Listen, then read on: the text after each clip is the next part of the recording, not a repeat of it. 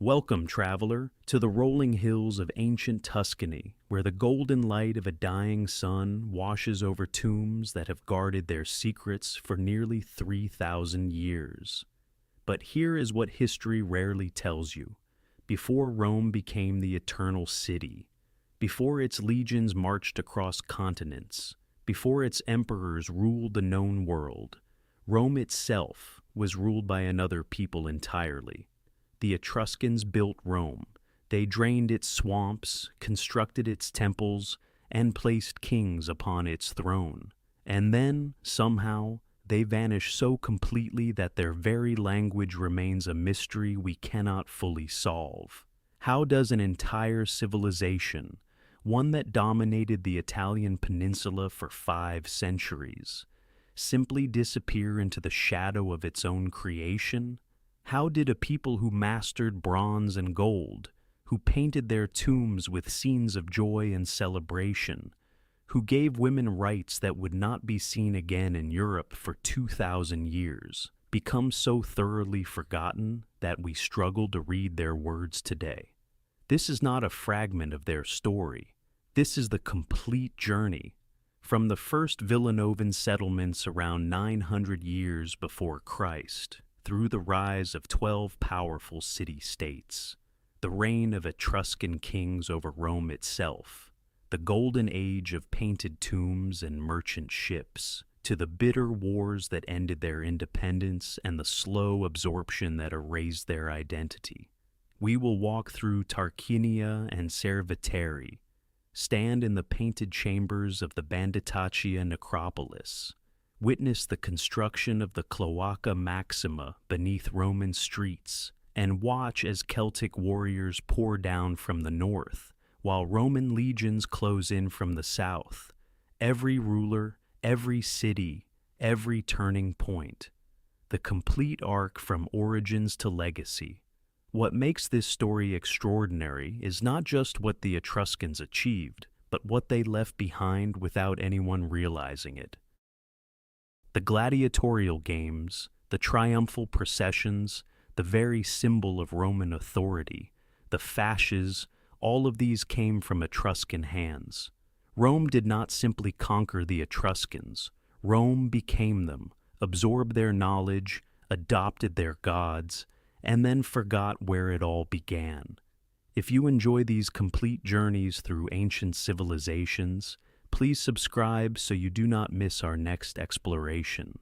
Each week, we bring you the full story of a lost world, told from beginning to end. Let us begin our journey in the mist-shrouded hills of central Italy, where Iron Age villages are about to transform into something the ancient world has never seen.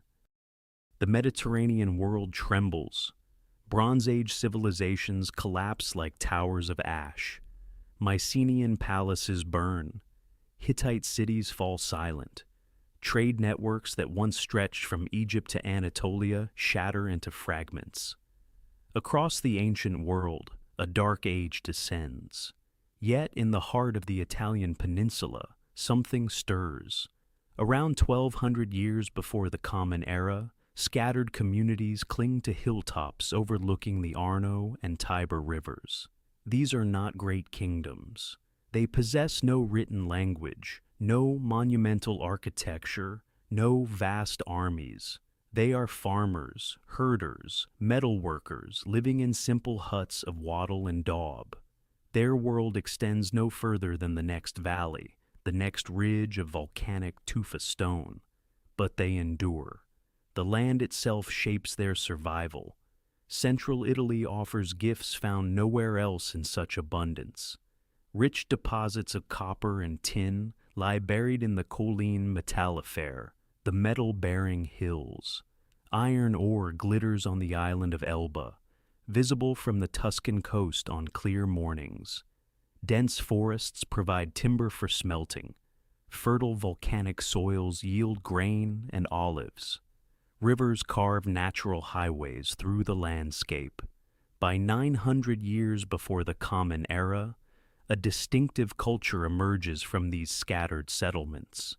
Modern archaeologists name it Villanovan, after a site near Bologna where its traces first came to light. This is not yet Etruscan civilization. It is the seed from which that civilization will grow. The Villanovans cremate their dead. This practice defines them. In cemeteries surrounding their hilltop villages, they bury the ashes of the departed in distinctive biconical urns, vessels shaped like two cones joined at their widest points. Some urns wear ceramic helmets as lids, honoring warriors. Others bear geometric patterns scratched into wet clay before firing.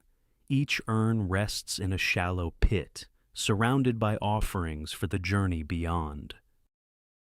Bronze fibulae, elaborate safety pins that fasten woolen cloaks, accompany the dead. Razors for grooming, spindle whorls for weaving, weapons for men, jewelry for women. The grave goods reveal a society already stratified, already distinguishing between those who possess much and those who possess little. The villages themselves perch on natural strongholds. Tarquinia occupies a limestone plateau overlooking coastal plains. Cerveteri commands a tufa ridge between two streams. Vulci rises above the Fiora River valley.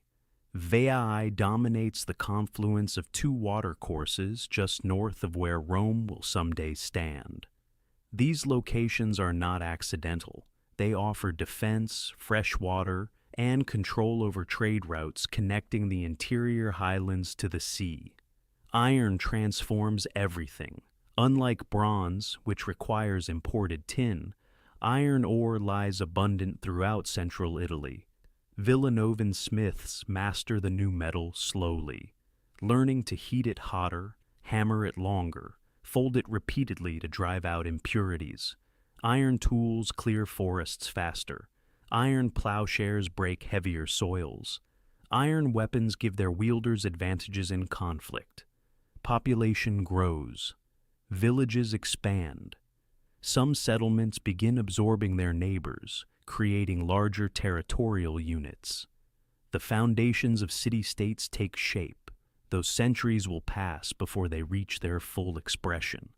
Trade connections multiply. Phoenician merchants sailing from the eastern Mediterranean discover that central Italy offers metals their homeland lacks. Greek colonists establishing footholds in southern Italy and Sicily seek trading partners to the north. Goods begin flowing along routes that will soon become highways of cultural exchange. The Villanovans stand at a threshold. Behind them lies the simplicity of Iron Age village life. Before them stretches a future they cannot imagine, a future of painted tombs and golden treasures, of kings ruling foreign cities and fleets commanding western seas. They do not know that their descendants will shape the civilization that shapes Rome. They know only the rhythm of seasons, the glow of forge fires, the weight of ash in funeral urns. In the hills of Tuscany, the ancestors of the Etruscans await their transformation. The transformation begins not with conquest, but with stone. Across the rolling hills of central Italy, something unprecedented takes shape between 900 and 750 years before the Common Era.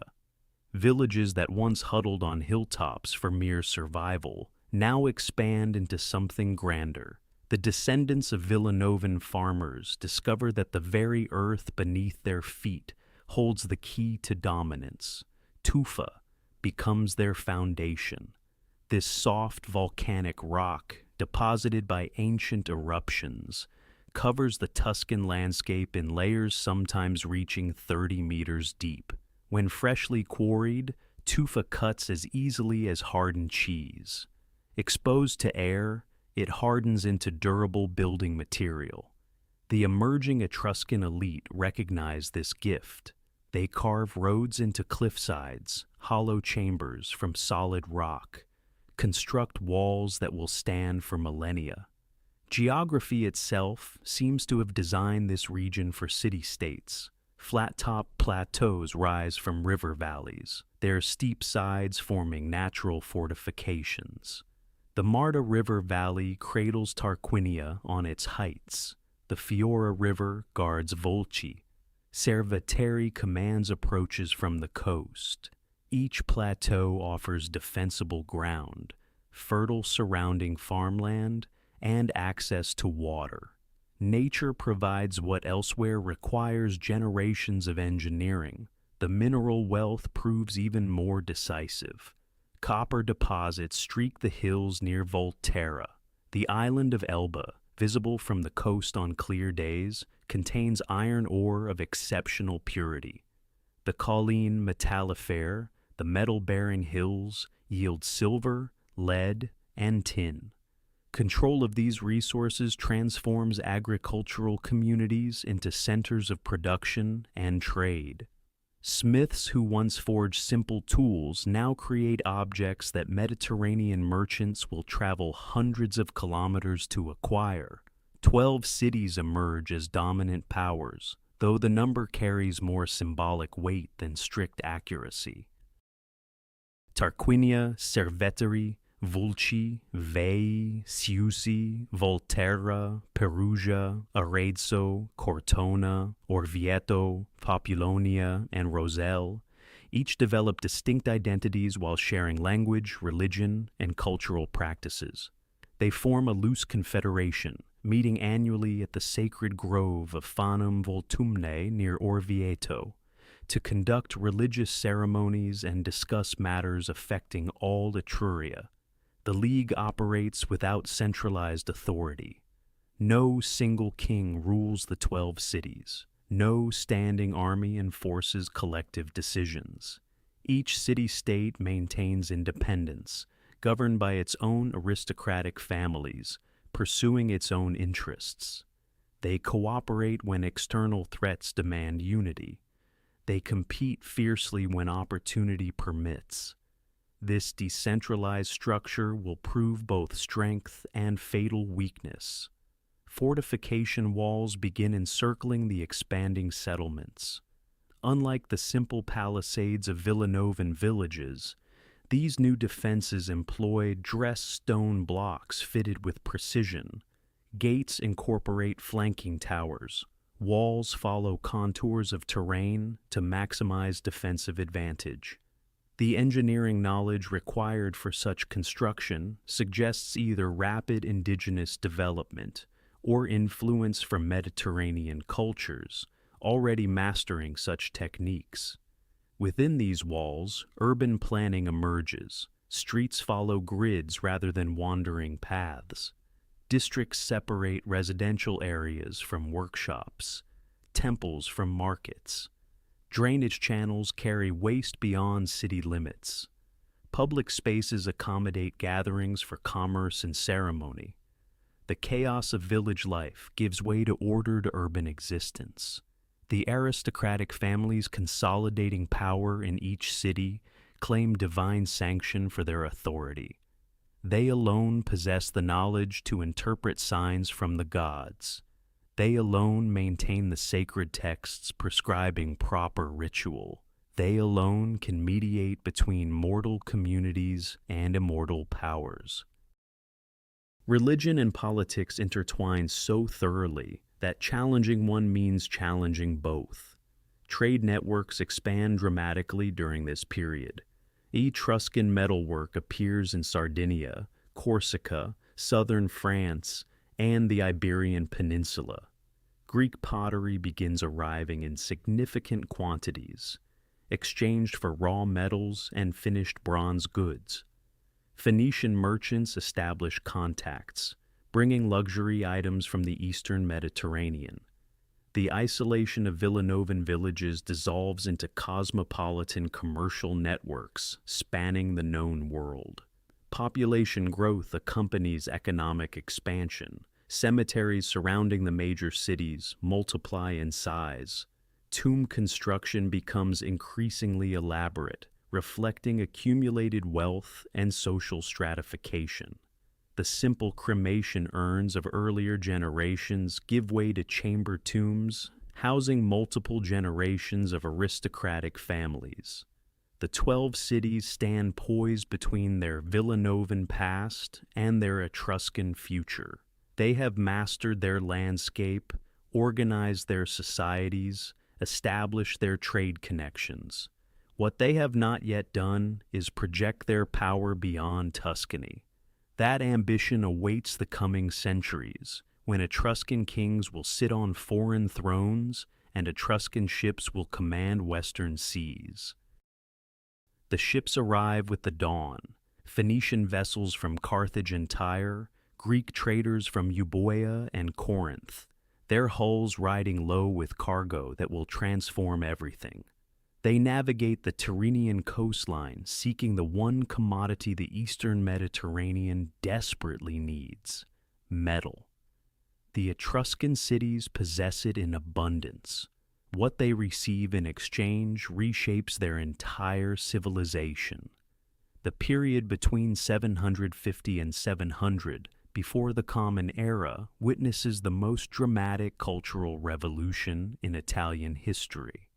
Scholars call it the Orientalizing period, a name that captures only part of the transformation. Eastern luxury goods flood into Etruscan ports, but the exchange runs far deeper than commerce. Ideas, artistic techniques, religious concepts, and social customs flow alongside amphorae of wine and chests of carved ivory. Gerviteri emerges as the primary gateway for this cultural transmission. Its harbor at Pyrgi welcomes merchant fleets from across the Mediterranean. Excavations of 7th century tombs reveal the staggering wealth that accumulates. The Regolini Galassi tomb, discovered in 1836, contained gold objects of such magnificence that archaeologists initially doubted their Italian origin. A massive gold fibula weighing over half a kilogram displays granulation techniques so refined that modern jewelers struggle to replicate them. The Phoenicians bring more than merchandise. They carry alphabetic writing, which Etruscan scribes adapt to their own language. They introduce new metallurgical techniques, new forms of religious expression, new concepts of kingship and divine authority. The Etruscans absorb these influences without losing their distinctive identity, synthesizing foreign elements into something uniquely their own. Greek colonists established settlements in southern Italy and Sicily during this same period. Pithecusae on the island of Ischia becomes a crucial intermediary point. Greek potters, metalworkers, and artists settle in Etruscan cities, bringing techniques that local craftsmen eagerly master. The geometric patterns of earlier Villanovan pottery give way to elaborate figured scenes depicting mythological narratives borrowed from Greek tradition. Ivory arrives from Africa and Syria, transformed by Etruscan carvers into furniture inlays, cosmetic containers, and ritual objects. Faience beads from Egypt adorn aristocratic burials. Ostrich eggs, symbols of rebirth and luxury, appear in elite tombs decorated with painted scenes. The Mediterranean world contracts, its distant shores suddenly accessible through networks of exchange. The social implications prove equally revolutionary. Wealth concentrates in fewer hands. Aristocratic families distinguish themselves through conspicuous consumption of exotic goods. Tomb architecture grows increasingly elaborate, with painted chambers replacing simple pit graves. The dead require surroundings befitting their elevated status, furnished with imported treasures and locally produced imitations. Tarquinia develops its own artistic school during these decades. Painters master techniques learned from Greek masters, adapting them to Etruscan tastes and subjects. The earliest painted tombs date from this transformative century, establishing traditions that will continue for 400 years. Terracotta workshops produce architectural decorations combining Greek forms with Etruscan religious symbolism. Vulci becomes renowned for bronze working of extraordinary sophistication. Craftsmen create vessels, tripods, and decorative objects that rival anything produced in the Greek world. These bronzes travel eastward as trade goods, completing the circle of exchange. Etruscan metalwork appears in Greek sanctuaries, Phoenician tombs, and Celtic settlements north of the Alps. The transformation extends beyond material culture. Religious practices incorporate Eastern elements. Temple architecture adopts new forms. Divination techniques grow more elaborate, influenced by Mesopotamian traditions, transmitted through Phoenician intermediaries. The Etruscans developed their distinctive haruspicy, the reading of animal entrails, into a sophisticated theological system.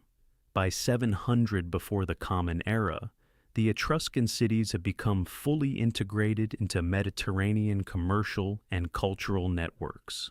They are no longer isolated Italian communities, but active participants in a cosmopolitan world stretching from the Levant to the Atlantic. The wealth generated by this participation will fuel the next phase of expansion, when Etruscan ambitions reach beyond their Tuscan homeland, toward the city that will one day eclipse them all. The furnaces never sleep. Across the island of Elba, columns of smoke rise day and night from smelting operations that transform raw ore into the foundation of Etruscan power. The year is 680 before the Common Era, and the cities of Etruria have discovered something their Mediterranean rivals covet above gold, above ivory, above the finest Eastern luxuries. They control metal, the geological accident that placed rich iron deposits on Elba and copper veins throughout the Colline. Metalworking proves more valuable than any trade route. Populonia, the only major Etruscan city built directly on the coast, becomes the processing center for Elban ore. Ships ferry raw material across the narrow strait, where furnaces reduce it to workable iron. The slag heaps grow so massive that they remain visible 2.5 millennia later. Silent testimony to industrial operations unprecedented in the ancient world. The techniques evolve rapidly during this half-century. Etruscan smiths master the bellows-driven furnace, achieving temperatures that produce superior iron. They develop bronze alloys of remarkable consistency, mixing tin and copper in precise proportions that yield metal both beautiful and functional. The workshops of Vulci produce bronze vessels so thin they seem impossible, hammered to translucent delicacy. Tarquinian craftsmen cast life-size statues using the lost wax method, creating images of gods and warriors that astonish Greek visitors. The weapons trade fuels expansion. Etruscan swords, spearheads, and armor flow outward through established commercial networks. Celtic chieftains north of the Alps pay premium prices for Etruscan metalwork. Greek colonies in southern Italy and Sicily become steady customers. Even the Phoenicians, masters of Mediterranean commerce, recognize Etruscan metallurgical superiority and establish trading partnerships rather than competition. The mining operations themselves represent organizational achievements as impressive as the technical ones. Thousands of workers extract ore from Elban hillsides, following veins deep into the earth. Timber for charcoal production strips nearby forests, requiring coordinated resource management across multiple territories. The logistics of feeding, housing, and directing this labor force demand administrative sophistication that accelerates political development in the controlling cities. Vetulonia emerges as a major beneficiary of the metal trade during this period. Its aristocratic tombs overflow with bronze objects of extraordinary craftsmanship, including the famous fasces, bundles of rods surrounding an axe that will later become Rome's symbol of authority. The wealth concentration visible in these burials reveals a society where metal mastery translates directly into political power. The bronze mirrors of this era achieve artistic heights never surpassed. Etruscan craftsmen engrave mythological scenes on polished bronze with delicacy that rivals Greek vase painting. These mirrors become luxury exports, found in tombs from Carthage to the Black Sea. Each one represents not merely artistic achievement, but metallurgical precision, the ability to create alloys that take and hold a reflective polish.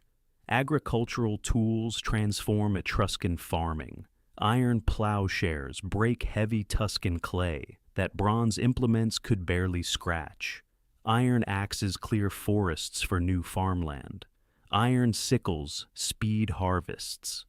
The productivity gains ripple through society, supporting larger populations, greater surpluses, and expanded military capacity. The warrior class benefits most visibly. Etruscan heavy infantry, equipped with bronze helmets, iron swords, and layered armor, become the most formidable fighters in Italy. Their equipment quality gives them decisive advantages against less technologically advanced neighbors.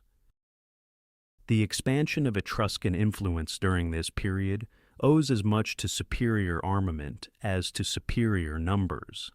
By 650 before the Common Era, the Etruscan cities have transformed from wealthy trading communities into industrial powers. Their control of metal production and processing gives them leverage throughout the Mediterranean world. The furnace smoke rising from Populonia signals something new in human history: the emergence of an economy built on manufactured goods rather than raw materials alone. This industrial foundation will support the political ambitions that soon carry Etruscan kings to the throne of a small Latin village called Rome. The wealth that flows from Etruscan furnaces and harbors does not remain among the living. Beginning around 650 before the Common Era, the great cities turn their industrial surplus toward an unprecedented project: the construction of elaborate underground worlds for their dead. What emerges across the tufa plateaus of central Italy represents nothing less than a complete reimagining of death itself. At Cerveteri, the Banditaccia necropolis spreads across a ridge northwest of the living city. Here, the dead do not merely rest, they inhabit. Carved directly into the soft volcanic rock, hundreds of tombs reproduce the architecture of Etruscan houses with astonishing fidelity. Doorways open onto entrance corridors. Central halls branch into side chambers. Ceiling beams, though made of solid stone, imitate wooden roof construction. Stone couches line the walls where bodies once lay, surrounded by possessions for the afterlife. The effect is not of burial, but of relocation, as if the deceased have simply moved to a new neighborhood beneath the earth. The engineering required for these subterranean mansions demonstrates the same technical mastery that built the smelting furnaces of Populonia. Workers cut precise rectangular chambers from living rock, carving false doors, windows, and architectural details that serve no structural purpose. Some tombs feature multiple rooms arranged around central pillars. Others include carved furniture, storage niches, and even stone reproductions of household objects. The tomb of the reliefs at Cerveteri preserves stucco decorations showing tools, weapons, rope coils, and kitchen implements hanging from carved pegs. A complete household inventory frozen in plaster. At Tarquinia, a different tradition flourishes. Here, the tombs become galleries. Beginning around 630 before the Common Era, Tarquinian artists cover chamber walls with vivid painted scenes that preserve the most complete visual record of ancient Mediterranean life outside Egypt. The pigments, mineral-based reds, blues, yellows, and greens, retain their brilliance across millennia in the constant underground darkness. The subjects reveal an afterlife conceived not as shadowy existence, but as eternal celebration. Banquet scenes dominate, showing reclining figures sharing food and wine while musicians play double flutes and lyres. Dancers move with fluid grace, their bodies captured in motion. Athletes compete in games honoring the deceased. Hunters pursue deer through stylized forests. The tomb of the leopards shows spotted cats flanking a central scene of feasting, their presence perhaps protective, perhaps symbolic of wild nature tamed by civilization. These painted chambers reflect beliefs about death that differ markedly from Greek pessimism about the underworld. The Etruscan afterlife appears as continuation rather than diminishment, a realm where pleasures of earthly existence persist eternally. The dead feast forever. The music never stops. The dancers never tire. This vision requires material support, and tombs receive regular deposits of food, wine, and precious objects to sustain the deceased in their underground existence. The scale of necropolis construction during this period suggests that death has become the primary focus of Etruscan artistic and architectural energy. At Vulci, at Orvieto, at Chiusi, similar cities of the dead rise alongside cities of the living. The investment of labor and resources rivals that devoted to temples and fortifications. Wealthy families compete to build ever more elaborate tomb complexes, establishing dynasties of the dead that mirror political dynasties above ground. This obsession with the afterlife will shape Etruscan culture for centuries, creating the painted record that allows modern eyes to witness their vanished world. While Etruscan artisans paint their elaborate tombs in the northern heartland, something remarkable unfolds to the south. Around 616 before the Common Era, an Etruscan nobleman named Lucumo arrives at a muddy settlement perched on 7 hills above the Tiber River. He brings with him the accumulated knowledge of a civilization already centuries old. The village he enters barely deserves the name of city. Rome in this era consists of scattered huts with thatched roofs, unpaved paths that become rivers of mud during rains, and a marshy valley between the Palatine and Capitoline hills where stagnant water breeds disease. The population numbers perhaps 15,000 souls, living in conditions that would shame the poorest quarters of Tarquinia or Cerveteri. Yet the location holds strategic promise. The Tiber provides access to the sea. The hills offer defensive positions. The ford at Tiber Island controls north-south traffic along the Italian peninsula. Lucumo takes the name Lucius Tarquinius Priscus and becomes Rome's 5th king. The transformation begins immediately. Etruscan engineers survey the swampy Forum Valley, calculating drainage gradients with precision honed over generations. Workers dig channels that direct water toward the Tiber. The Cloaca Maxima takes shape, an engineering marvel of vaulted stone that will still function 2,500 years later. Where fetid marshland once festered, solid ground emerges for markets and public gatherings.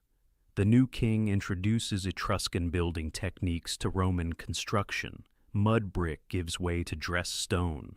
Timber frames receive terracotta roof tiles that shed rain and resist fire. The Forum receives its first paving stones, transforming a village square into a proper civic space. Workshops producing Etruscan-style pottery and metalwork establish themselves along the Tiber banks. Tarquinius Priscus begins construction of the Temple of Jupiter Optimus Maximus on the Capitoline Hill.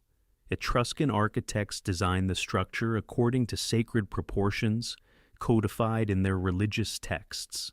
The triple cella plan follows Etruscan temple conventions, housing Jupiter, Juno, and Minerva in separate chambers.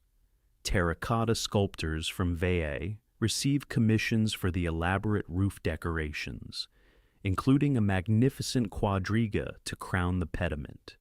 The king expands Roman territory through military campaigns that employ Etruscan tactical innovations.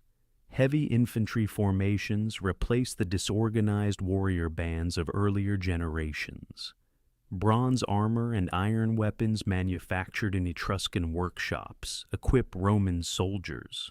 The city's influence spreads across Latium, absorbing neighboring settlements into an expanding sphere of control. When Tarquinius Priscus dies around 579 before the Common Era, his successor Servius Tullius continues the urban transformation. A massive defensive wall encircles the Seven Hills, protecting a population that has doubled under Etruscan rule.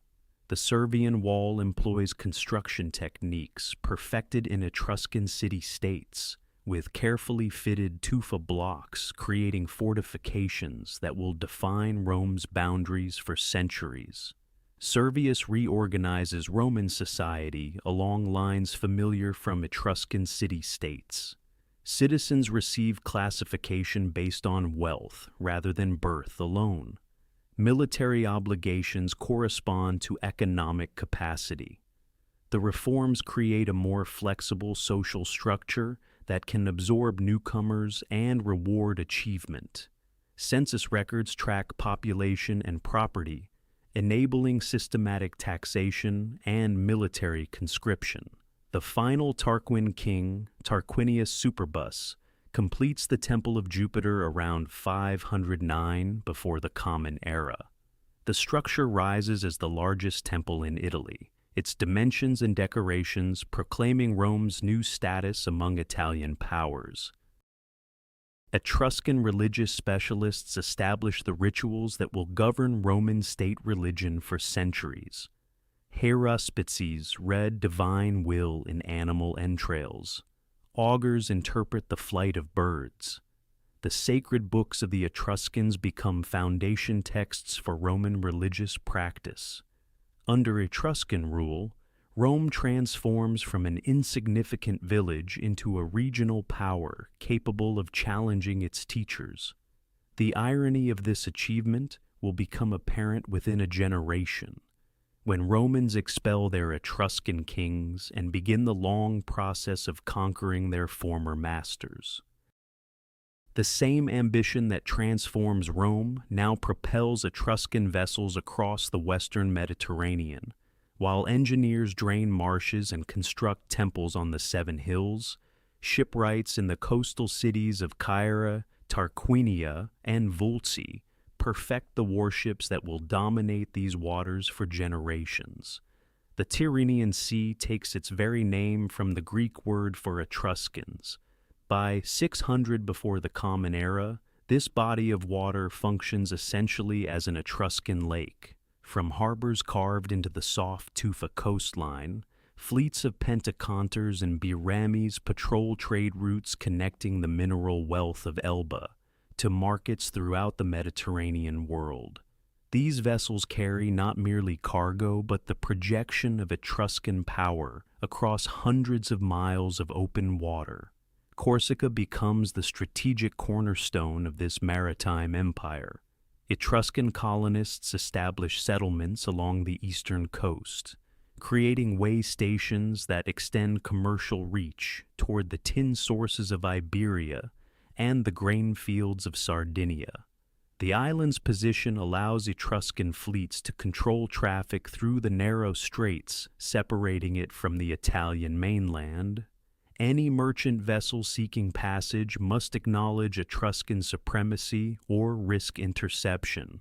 The harbor facilities that support this naval dominance represent engineering achievements rivaling anything constructed on land. At Pergi, the port serving Caira, massive stone quays extend into protected waters where dozens of vessels can load and unload simultaneously. Warehouses line the waterfront, their contents cataloged in both Etruscan and Phoenician scripts. Temple complexes dedicated to maritime deities rise above the commercial district, their terracotta decorations visible to approaching sailors as beacons of Etruscan civilization. Competition with Greek colonists intensifies throughout this period. Syracuse, the powerful Sicilian city-state, eyes the same western trade routes that Etruscan merchants consider their birthright.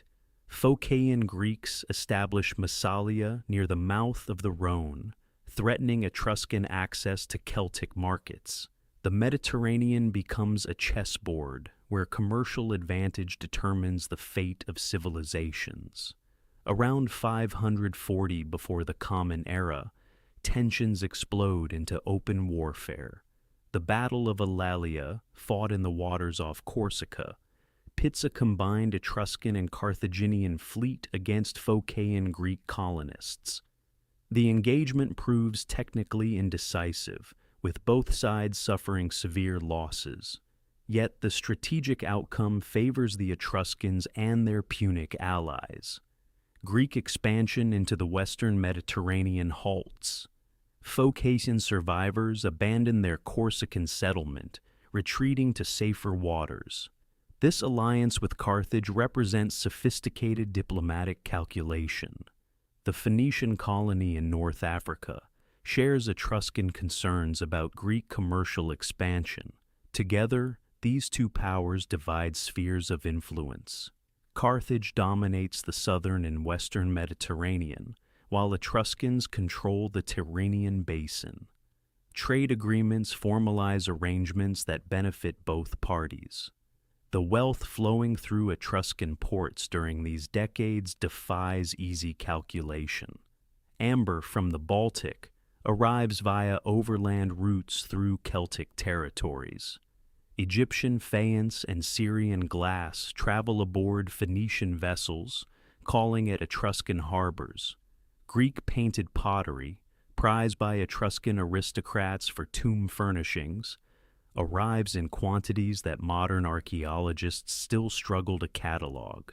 In return, Etruscan bronzework, iron implements, and agricultural products flow outward to markets across the known world. Naval supremacy requires constant maintenance. Shipyards consume vast quantities of timber harvested from the forested hills of the interior. Skilled craftsmen shape hulls using techniques refined over generations. Rowers train in coordinated maneuvers that transform individual vessels into extensions of collective will. The maritime infrastructure supporting Etruscan dominance employs thousands across the coastal cities. Yet, this golden age of naval power contains seeds of future vulnerability.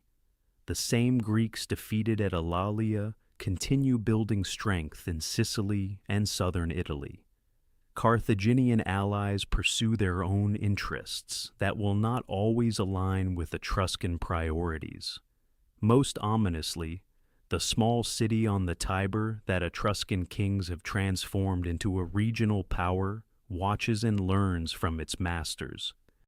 The temples rise from hilltops like declarations of divine favor. Between 550 and 500 before the Common Era, Etruscan religious architecture reaches unprecedented sophistication, transforming the landscape of central Italy with sacred structures that will define Mediterranean temple design for centuries. Unlike Greek temples built entirely of stone, Etruscan sanctuaries combine materials in distinctive ways. Massive tufa stone foundations support walls of sun-dried mud brick. Wooden columns, often carved from local oak and cypress, bear the weight of broad overhanging roofs. But the glory of these structures lies in their terracotta decorations. Master craftsmen mold and fire elaborate antefixes, acroteria, and revetment plaques that transform every roofline into a riot of color and form. The temple at Portonicio near Veii exemplifies this sacred architecture at its finest. Dedicated to the goddess Minerva, its roof once supported life-size terracotta statues depicting the contest between Apollo and Hercules for the sacred deer. These figures, painted in vivid reds, blacks, and creams, stand frozen in eternal confrontation against the Tuscan sky. The craftsmanship required to create such massive fired clay sculptures represents technical achievement unmatched anywhere in the ancient world. Religious practice permeates every aspect of Etruscan life. The haruspices, priests trained in the sacred art of divination, examine the entrails of sacrificed animals to discern divine will. The liver holds particular significance. Bronze models discovered in later centuries reveal the complexity of this practice. The surface of a sheep's liver is divided into 16 regions, each corresponding to specific deities and cosmic forces. Variations in color, texture, and shape within each region communicate messages from the gods. The fulguriatores specialize in interpreting lightning. Every thunderbolt carries meaning determined by its direction, timing, and the region of sky from which it originates. The heavens themselves are divided into 16 sections, each governed by different divinities. A bolt from the northeast carries different significance than one from the southwest. These priests maintain elaborate records of celestial phenomena, building a systematic theology that Romans will later adopt wholesale. Sacrifice forms the central ritual act. Animals selected for their perfection are led to altars positioned before temple entrances.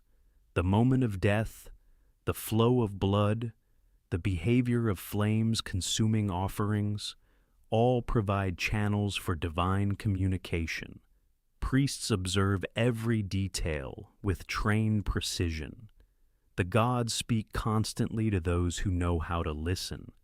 Temple complexes serve functions beyond pure worship.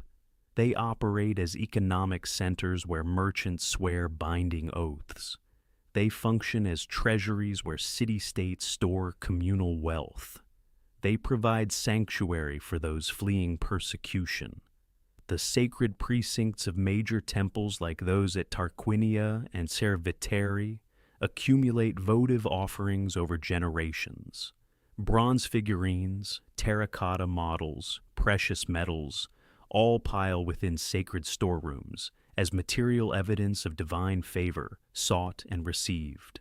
The Etruscan pantheon reflects both indigenous traditions and absorbed influences. Tinia rules as king of the gods, wielding 3 different types of thunderbolts. Uni, his consort, governs marriage and fertility. Minerva presides over wisdom and craft. These deities correspond roughly to Greek and later Roman equivalents, yet retain distinctly Etruscan characteristics.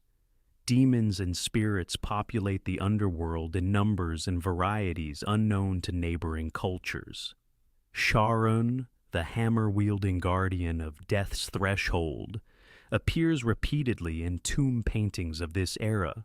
Religious festivals mark the agricultural calendar.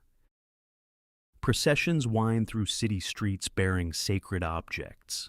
Music fills the air as flutes and lyres accompany ritual dances. The entire community participates in ceremonies that reinforce social bonds while honoring divine powers. These celebrations establish patterns that Rome will inherit and transform into its own festival calendar.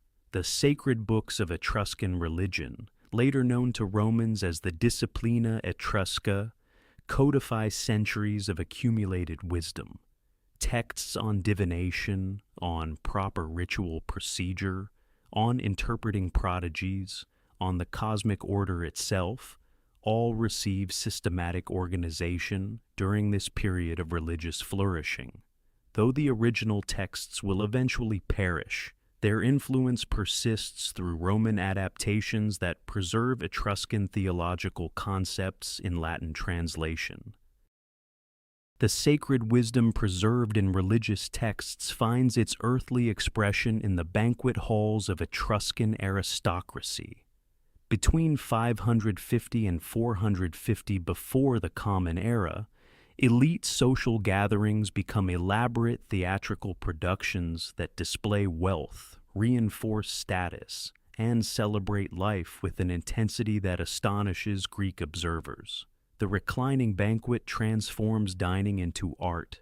Wealthy Etruscans adopt the Greek symposium, but reshape it according to their own values.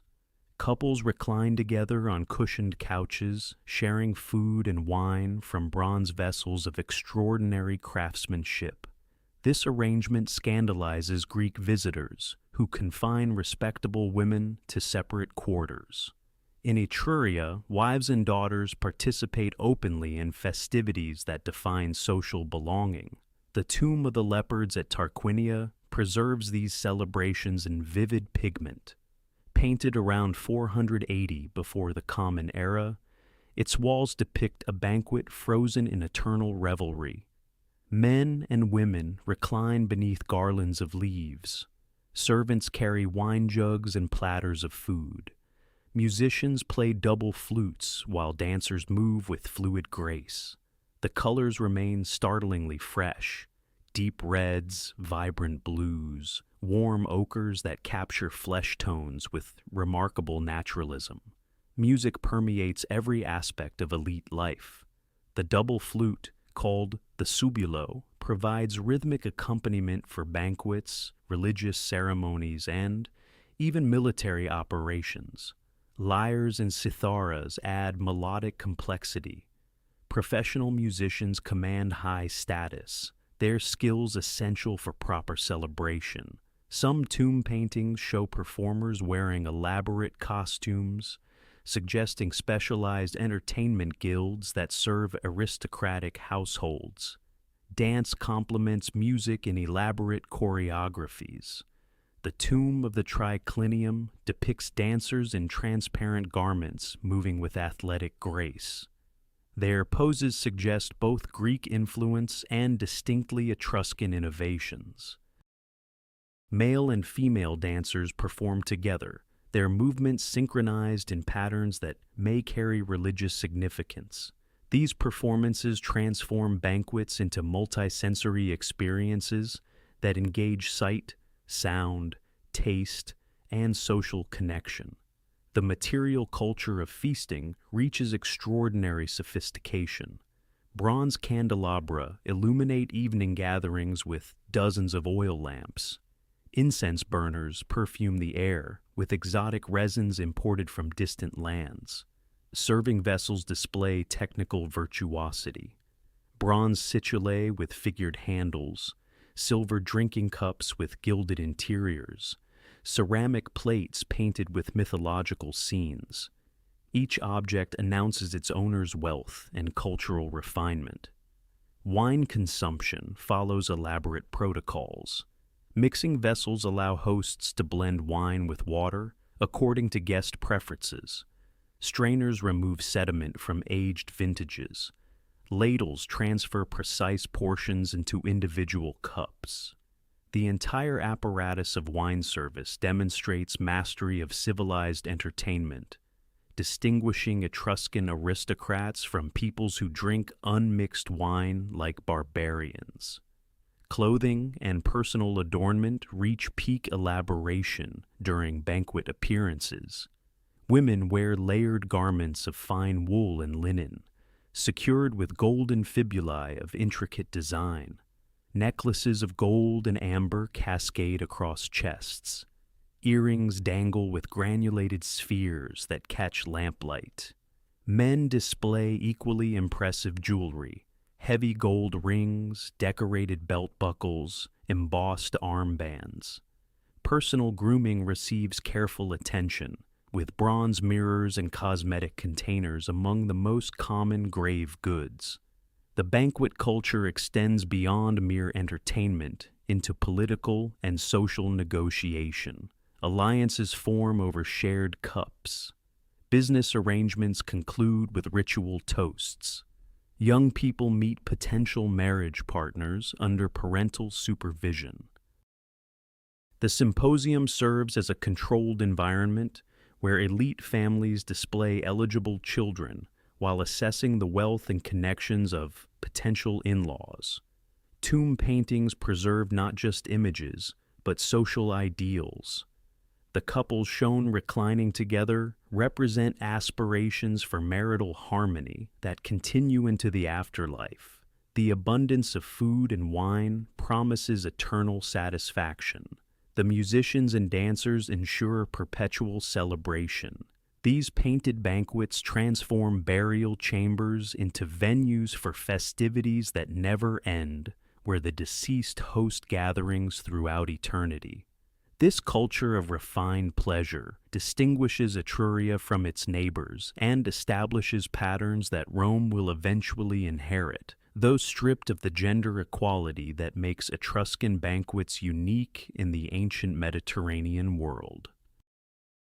The workshops that supply these banquet halls operate in districts where smoke rises perpetually and hammers ring from dawn until darkness. Between 550 and 400 before the Common Era, Etruscan artisans achieved technical mastery that astounds the ancient world, producing objects of such refinement that Greek and Roman collectors pay fortunes to acquire them. Bucero pottery emerges as the signature Etruscan craft. Artisans in Cerveteri and Chiusi, perfect techniques for creating vessels of lustrous black ceramic that resembles polished metal. The process requires precise control of kiln atmospheres, reducing oxygen at critical moments to transform iron compounds within the clay into deep, uniform darkness. Early Bucero pieces feature thin walls and elegant profiles. Later, production grows heavier, more elaborate, with applied decorations depicting processions, banquets, and mythological scenes. These distinctive black vessels travel throughout the Mediterranean, immediately recognizable as Etruscan work. The bronze workshops of Vulci produce masterpieces that define ancient metalworking excellence. Craftsmen there develop techniques for casting hollow bronze figures of remarkable delicacy, creating statues that combine Greek aesthetic influences with distinctly Etruscan sensibilities. The famous Chimera of Arezzo, though discovered centuries later, represents the culmination of traditions developed during this golden age. Bronze tripods, candelabra, and incense burners leave Vulci's workshops destined for temples and aristocratic households throughout Italy and beyond. Mirror production becomes an Etruscan specialty without parallel. Craftsmen cast circular bronze discs, polish one surface to perfect reflectivity, then engrave the reverse with intricate mythological scenes. These mirrors depict Greek stories filtered through Etruscan interpretation, with inscriptions in the Etruscan language identifying figures from borrowed mythology. The engraving technique requires extraordinary skill, cutting fine lines into hard bronze that catch light and create images of remarkable detail. Wealthy women commission mirrors as personal treasures, objects combining practical function with artistic magnificence. Goldsmithing reaches heights of technical achievement that modern craftsmen struggle to replicate. Etruscan goldsmiths master granulation, the technique of fusing thousands of microscopic gold spheres onto surfaces without visible solder. The Regolini Galassi tomb yields gold fibulae covered with granulation so fine that individual spheres measure fractions of a millimeter. How artisans achieved such precision without magnification remains partially mysterious. Filigree work twists gold wire into elaborate patterns, creating jewelry of extraordinary delicacy. Workshop organization follows family traditions passed through generations. Master craftsmen train sons and apprentices in closely guarded techniques. Certain families become associated with particular specialties, their names appearing on signed works that travel far from Etruria.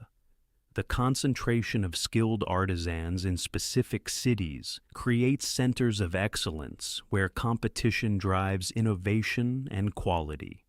Raw materials flow into these workshops from across the Mediterranean. Copper and tin for bronze arrive from multiple sources.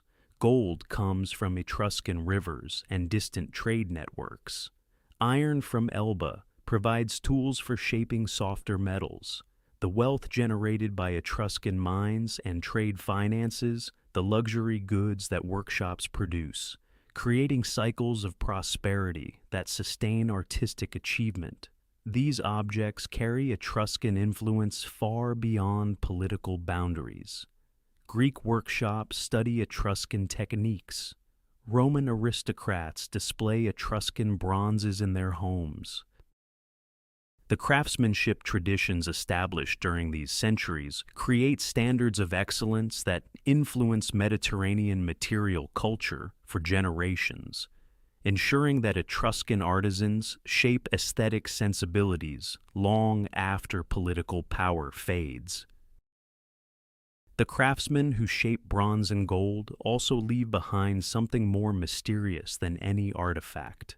Across 4 centuries of Etruscan civilization, from approximately 700 to 300 before the Common Era, scribes inscribe thousands of texts in an alphabet borrowed from Greeks, yet expressing a language that belongs to no known family. The earliest Etruscan inscriptions appear around 700 before the Common Era, adapted from the Greek alphabet brought by Euboean traders to the Italian coast. The Etruscans modify these letters for their own sounds, creating a writing system that spreads rapidly through the 12 cities. Unlike the Greeks who write left to right, Etruscan scribes prefer right to left. Their letters facing the opposite direction like mirror images of their Mediterranean cousins. The alphabet itself presents no mystery. Scholars read Etruscan letters as easily as Greek or Latin ones. The sounds are clear, the pronunciation understood, yet the words themselves remain largely opaque, their meanings locked behind grammatical structures and vocabulary that connect to no other ancient tongue. This isolation makes Etruscan one of archaeology's most tantalizing puzzles. Inscriptions survive on every conceivable surface. Bronze mirrors carry dedications scratched into their backs. Tomb walls display painted names identifying the deceased. Ceramic vessels bear ownership marks. Boundary stones proclaim territorial claims. Dice show number words.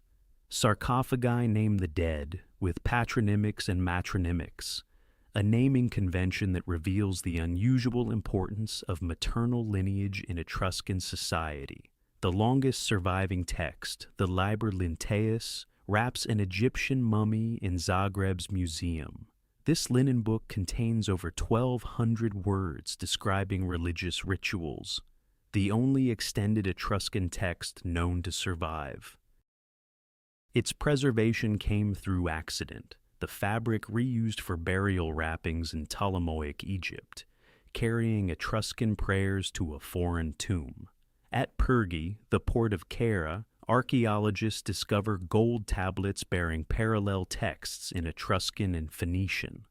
These Pergae tablets, dating to around 500 before the Common Era, provide crucial bilingual evidence. The dedication by Thephariae Velianas to the goddess Uni, equated with Phoenician Astarte, offers scholars their closest equivalent to a Rosetta Stone for Etruscan translation. Yet even bilingual texts reveal limitations. The Phoenician and Etruscan versions parallel each other without being exact translations. Scholars extract vocabulary and confirm grammatical patterns, but the deeper structures of the language remain elusive.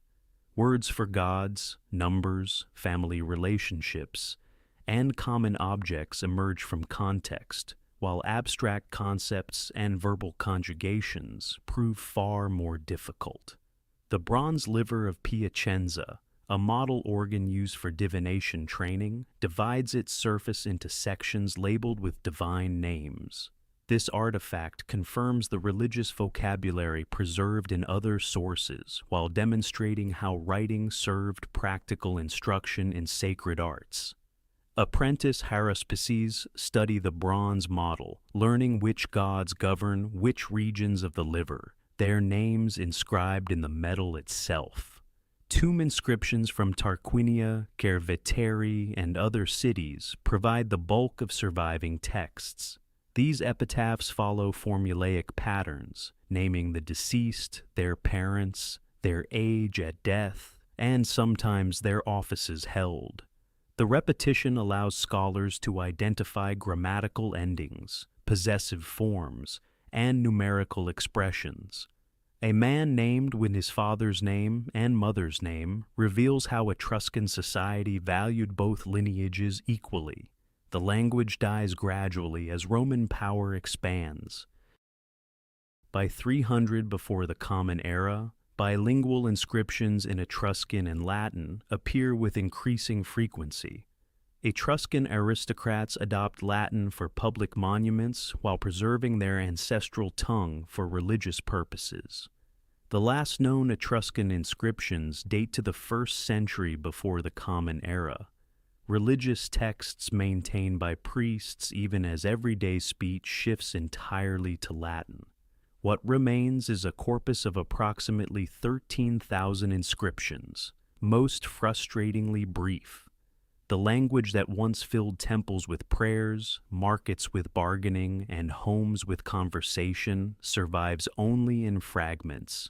Yet these fragments reveal a people who valued literacy, who marked their possessions, honored their dead, and recorded their devotions in a script that outlasted their political independence by centuries. The inscriptions that preserve names also preserve something remarkable about Etruscan society. Between 600 and 400 before the Common Era, women occupy a position in Etruria that astonishes Greek and Roman observers, who record their shock at customs they consider scandalous and barbaric. The evidence begins in the tombs themselves. Sarcophagi from Cerveteri and Vulci depict married couples reclining together on banquet couches, the wife positioned beside her husband as an equal participant in the feast. The sarcophagus of the spouses, crafted around 520 before the Common Era, shows a woman and man sharing the same cushion, her arm draped familiarly across his shoulder. Greek wives remain confined to separate quarters during symposia. Etruscan women recline at the same table. The painted tombs amplify this picture. In the Tomb of the Leopards at Tarquinia, women attend banquets wearing elaborate jewelry, their hair carefully styled, their garments richly colored. They hold drinking cups, watch dancers, enjoy music alongside men. The Tomb of the Triclinium shows mixed-gender feasting, where women appear as honored guests rather than servants or entertainers. Inscriptions reveal another distinction. Etruscan women possess individual names recorded alongside their fathers and their mothers. The formula includes both maternal and paternal lineage, suggesting inheritance and identity flow through both lines. A woman named Larthia Scianti receives her own elaborate sarcophagus, her name prominently displayed, her portrait individualized rather than generic, Property records indicate women own land, commission artworks, and dedicate offerings at temples in their own names. Thanchville Tarnai dedicates a bronze vessel at Pyrgi. Velia Spurina commissions tomb paintings. These are not exceptional cases, but patterns repeated across centuries and cities. Greek writers expressed disgust at Etruscan women appearing in public, exercising, attending theatrical performances, and dining with men not their husbands. Theopompus, writing in the 4th century before the Common Era, describes Etruscan women as shameless, though his account reveals more about Greek anxieties than Etruscan reality. What he considers immoral, Etruscans apparently consider normal. The jewelry buried with Etruscan women demonstrates their wealth and status. Gold granulation work of extraordinary delicacy adorns earrings, necklaces, and fibulae. Amber beads imported from the Baltic, carnelian from distant trade routes, and intricate gold work requiring years of specialized training accompany women to their tombs. These are not gifts from husbands, but possessions belonging to the women themselves. Bronze mirrors found in female burials bear inscriptions naming their owners and depicting mythological scenes. The backs show goddesses, heroines, and divine couples, suggesting women engaged with religious narratives and owned luxury objects of intellectual as well as material value. The evidence suggests Etruscan women participate in religious ceremonies, possibly serving as priestesses. Votive offerings dedicated by women appear at major sanctuaries. Female figures in religious scenes occupy positions of ritual importance rather than passive observation. This relative freedom does not indicate complete equality. Men still dominate political offices, military command, and public inscriptions. Yet the contrast with contemporary Greek and later Roman societies remains striking. Etruscan women possess legal personhood, economic agency, and social visibility that Mediterranean neighbors find incomprehensible. The children of these women inherit through both parents. Tomb inscriptions listing multiple generations show maternal names preserved alongside paternal ones. Family identity encompasses both lineages, granting mothers lasting recognition in family memory. As Roman influence grows, this distinctive status gradually erodes. Roman law restricts female property ownership and public participation. The freedoms Etruscan women enjoy become markers of a vanishing culture, absorbed into stricter Roman conventions that will define Mediterranean gender relations for centuries to come. The freedoms that define Etruscan women become casualties of a larger transformation. In 509 before the Common Era, Rome tears itself free from Etruscan rule, and the reverberations shake the entire peninsula. The crisis erupts within the royal household itself. Lucius Tarquinius Superbus, the 7th and final king of Rome, rules with an arrogance that alienates patrician families who once supported Etruscan governance. His building projects drain treasury and labor. His military campaigns stretch Roman patience. When scandal involving his son, Sextus, and a Roman noblewoman ignites aristocratic fury, the accumulated grievances explode into revolution. Roman nobles move swiftly.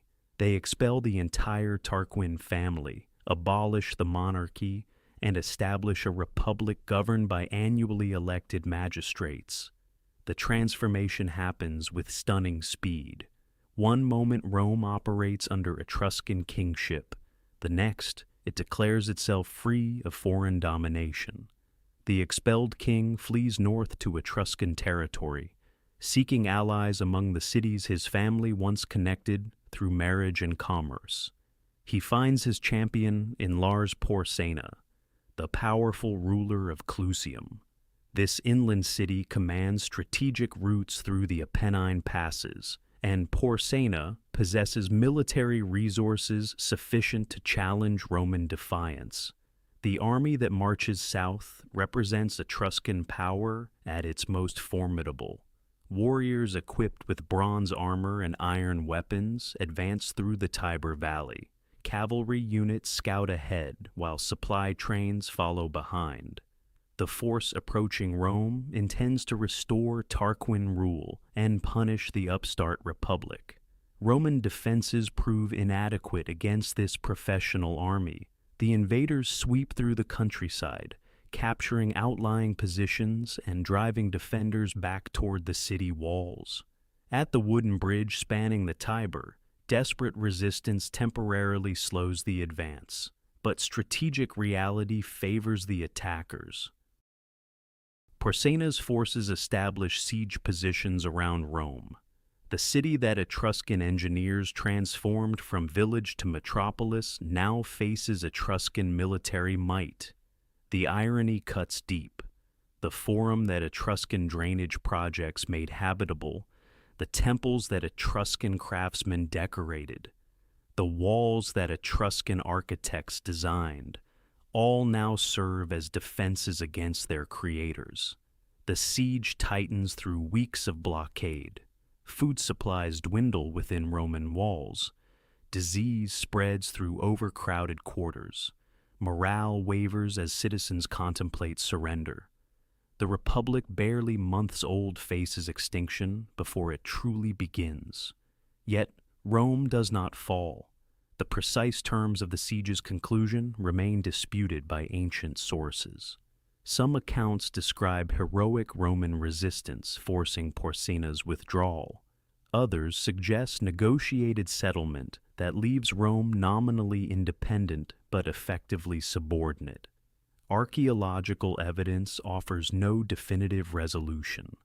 What emerges clearly is that Tarquinius Superbus never regains his throne. Whether through military stalemate or diplomatic arrangement, the expelled king remains in exile. He wanders between Etruscan cities seeking support that never materializes into restoration. He dies at Cumae around 495 before the Common Era, a king without a kingdom. The failure to restore Tarquin rule marks a turning point for both civilizations. Rome consolidates its republican institutions, developing the governmental structures that will eventually conquer the Mediterranean. The young republic learns from this near-death experience, building military capabilities that transform it from Etruscan client to Etruscan conqueror. For the Etruscan cities, the episode reveals dangerous fragmentation. Lars Porsena acts alone, without coordinated support from the Etruscan League. Other city-states watch from the sidelines, unwilling to commit resources to restore a fallen dynasty. This inability to unite against common threats will prove fatal in coming centuries.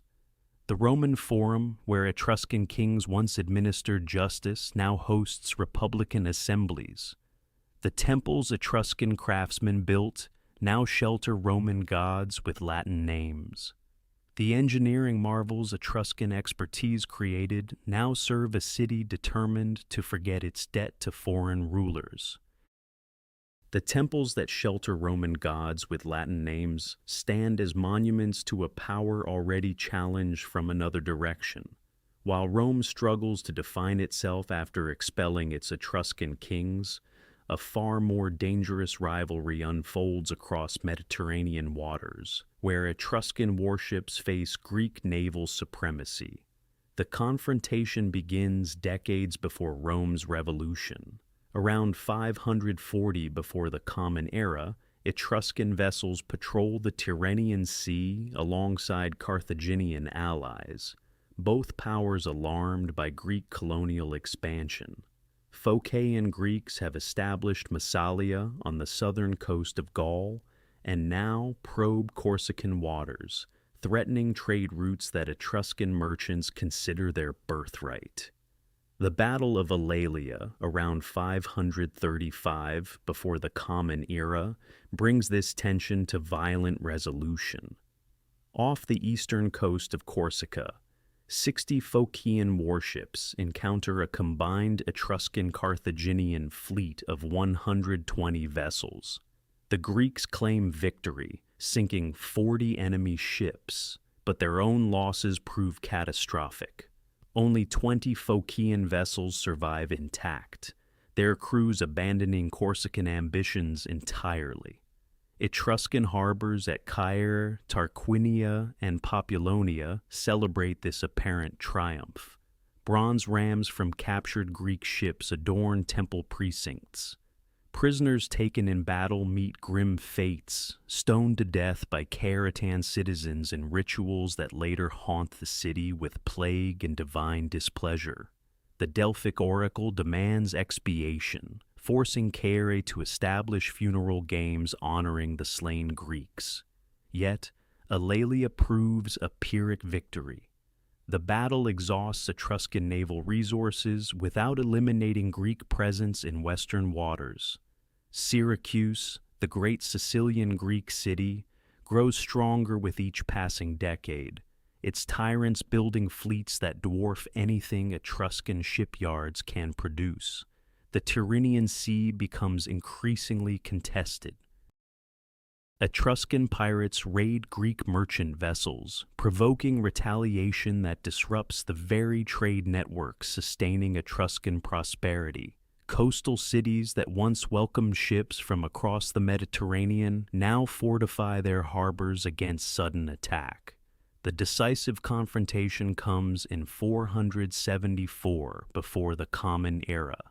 Hiero I of Syracuse, commanding the most powerful Greek fleet in the western Mediterranean, sails north to challenge Etruscan dominance.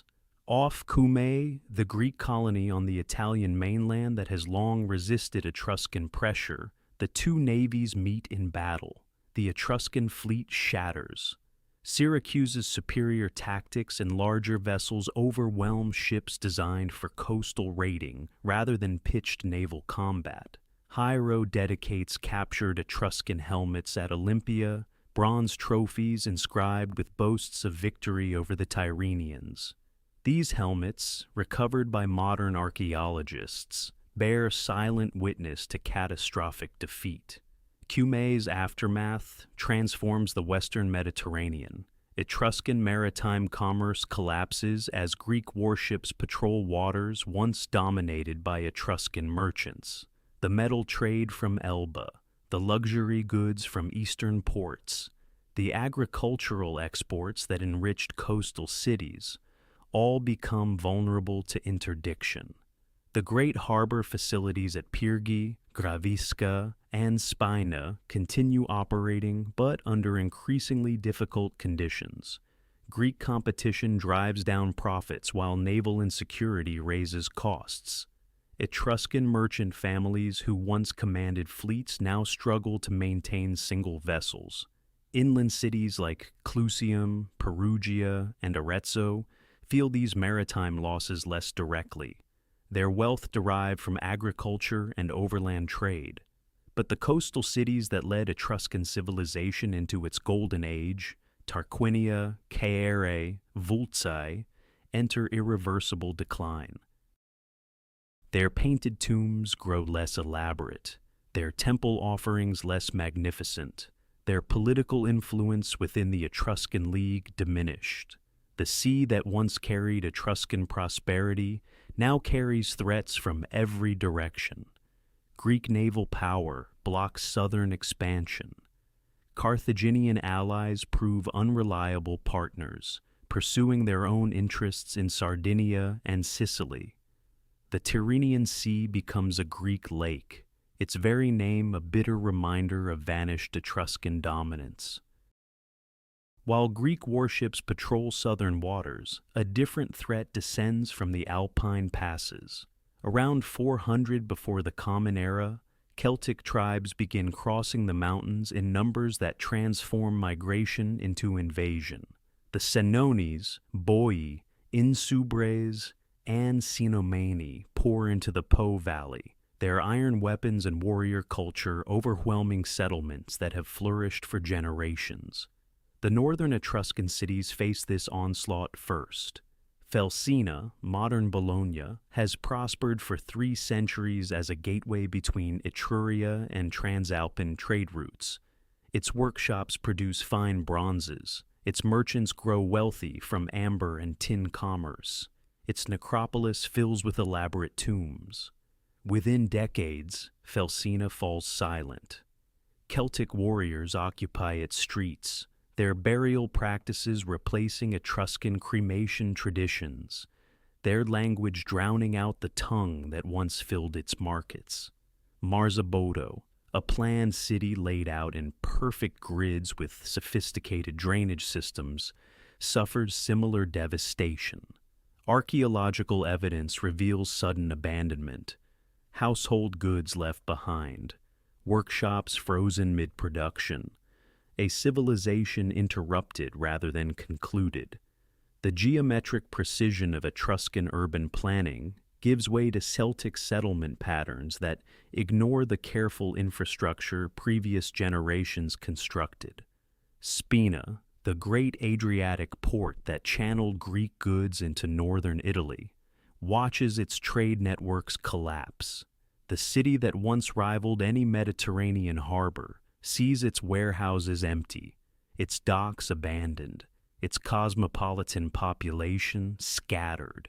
Greek merchants who maintained permanent quarters there relocate southward. The amber route that connected Baltic shores to Mediterranean markets finds new paths that bypass Etruscan intermediaries entirely. The displacement sends refugees streaming southward. Families who trace their lineages through centuries of northern prosperity arrive in Tarquinia, Vulce, and Chiusi, bearing little more than portable wealth and memories of lost homes. These migrations strain resources in cities already weakened by maritime decline. Population pressures intensify competition for agricultural land. Political tensions multiply. The Etruscan League fractures further under demographic stress. Celtic material culture infiltrates even unconquered territories. Etruscan warriors adopt Celtic sword designs, their longer blades better suited to cavalry combat. Torques and fibulae showing Celtic artistic influence appear in tombs throughout central Etruria. The cultural exchange flows both directions. Celtic chieftains acquire Etruscan bronze vessels, wine-drinking equipment, luxury goods that transform their own burial practices, but the military balance favors the invaders. The psychological impact extends beyond territorial losses. For centuries, Etruscans viewed themselves as civilized masters of a rich peninsula, their cities centers of refinement surrounded by lesser peoples. Celtic victories shatter this self-image. Warriors who paint themselves for battle, who take heads as trophies, who fight with terrifying fury, prove capable of destroying everything Etruscan civilization has built. 390 before the Common Era brings the ultimate humiliation, not to Etruscans directly, but to their former subjects. Celtic warriors sack Rome itself, burning the city and demanding ransom for withdrawal. The Etruscans watch their ancient rival humbled, yet find no comfort in Roman suffering. The same forces that devastated northern Etruria now demonstrate power to reach central Italy at will.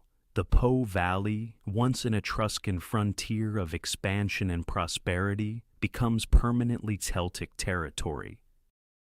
Cities that Etruscan colonists founded, that Etruscan engineers planned, that Etruscan merchants enriched, now bear Celtic names and serve Celtic purposes. The boundary of Etruscan civilization contracts southward, compressed between Celtic pressure from the north and Roman ambition from the south. Survivors adapt where they can. Perugia strengthens its fortifications.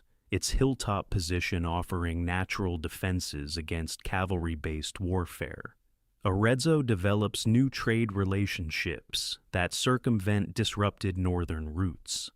Volterra exploits its mineral wealth to maintain economic relevance despite political marginalization. But adaptation cannot restore what invasion has destroyed. The generation that witnesses these catastrophes passes knowledge of lost cities to children who will never see them. Stories of Felsina's grandeur, Spina's cosmopolitan bustle, Marzabato's ordered streets become legends rather than memories. Northern Etruria exists now only in tomb paintings and bronze artifacts, its living culture extinguished beneath Celtic settlement. The legends of northern cities fade into memory as Rome turns its attention to a prize much closer. Veii stands barely 10 miles from Roman territory, its tufa plateau rising above the confluence of two streams, its painted temples visible from the Tiber Valley. For generations, these neighboring powers have clashed over salt routes and grazing lands, their conflicts sporadic but bitter. In 406 before the Common Era, Rome commits to something unprecedented, total war against a major Etruscan city.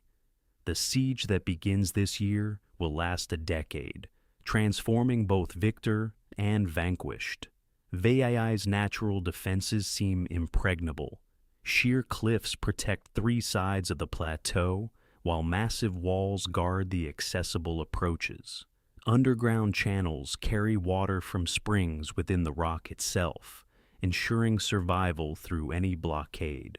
The city's population rivals Rome's own, its wealth accumulated through centuries of trade and craftsmanship. Roman commanders initially attempt seasonal campaigns, withdrawing each winter to tend farms and families. This traditional warfare proves futile against Veii's fortifications. The city simply waits out each assault, its granaries full, its cisterns deep. Year after year, Roman armies march north, accomplish little, and return home frustrated. The breakthrough comes through institutional innovation rather than military genius. Rome introduces continuous pay for soldiers, allowing year-round siege operations.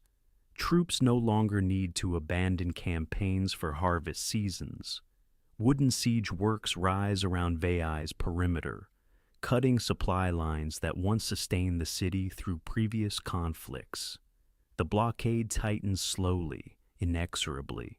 Inside Veii, desperation grows. Appeals to the Etruscan League produce minimal response. Other cities, exhausted by Celtic invasions and internal rivalries, send token forces or nothing at all. Tarquinia contributes some troops. Caer maintains careful neutrality, its leaders calculating that Rome's ambitions might stop at Veii. This fragmentation proves fatal. Marcus Furius Camillus assumes command as the siege enters its final phase. Roman engineers discover or create a drainage tunnel beneath the city walls. Soldiers crawl through darkness, emerging inside Veii's sacred precinct. The assault that follows is swift and merciless. In 396 before the Common Era, Veii falls. The aftermath establishes patterns Rome will repeat across Italy. The entire population faces enslavement or death. Temples are systematically looted, their treasures carried to Rome. The cult statue of Juno Regina, Veii's patron goddess, travels south in ceremonial procession, her worship transferred to Roman soil. This ritual theft demonstrates that even divine protection cannot save cities from Roman conquest. Veii's territory becomes Roman public land, distributed to citizens hungry for farms. The empty city stands as monument and warning. Its painted tombs, sealed and forgotten, preserve images of banquets and dancers that will not emerge again for 2,000 years. The workshops that produced exquisite terracotta sculptures fall silent forever. The conquest reshapes regional politics immediately. Capena and Falerii, Vaiai's traditional allies, submit to Roman authority rather than face similar destruction. The southern boundary of Etruscan civilization retreats northward. Cities that once traded freely with Veii now negotiate with Roman officials controlling former Etruscan roads. Camillus celebrates a triumph through Roman streets, his chariot drawn by white horses in conscious imitation of Etruscan royal ceremony. The irony escapes no one. Rome honors its greatest general, using rituals borrowed from the people he has just conquered. Veii's gold fills Roman treasuries, funding future campaigns against remaining Etruscan cities. The decade-long siege proves that patience and resources can overcome any fortification. Rome has learned to wage wars of attrition, to maintain pressure across seasons and years, to accept costs that would exhaust smaller states. This institutional capacity for sustained conflict will define Roman expansion for centuries. For the Etruscan League, Veii's destruction delivers an unmistakable message. The power rising along the Tiber no longer seeks tribute or alliance. It seeks territory, population, and total submission. The remaining cities must now choose between resistance and accommodation, knowing that neither path guarantees survival. The message reaches every council chamber across Etruria. Veii's smoking ruins speak louder than any diplomatic envoy. Yet the remaining cities do not immediately surrender. Instead, the decades following 396 before the Common Era witness a complex dance of resistance, accommodation, and desperate alliance building that prolongs Etruscan independence for another century. The Celtic sack of Rome in 390 before the Common Era offers unexpected reprieve. Gallic warriors streaming south devastate Roman territory, burning the city itself and demanding ransom for withdrawal. Etruscan cities watch their enemy humiliated, but the moment passes without coordinated action. The League's fundamental weakness reveals itself again. No central authority exists to mobilize collective response when opportunity presents itself. Rome recovers with remarkable speed. Within a generation, new walls encircle the rebuilt city, stronger and more extensive than before. The Servian fortifications stretch nearly 7 miles, incorporating lessons learned from both Etruscan engineering and Celtic assault. Roman military reforms accelerate, producing the manipular legion that will prove devastatingly effective against traditional Etruscan phalanx formations. Tarquinia emerges as the center of resistance. This ancient city, mother of Etruscan civilization, refuses accommodation with Rome.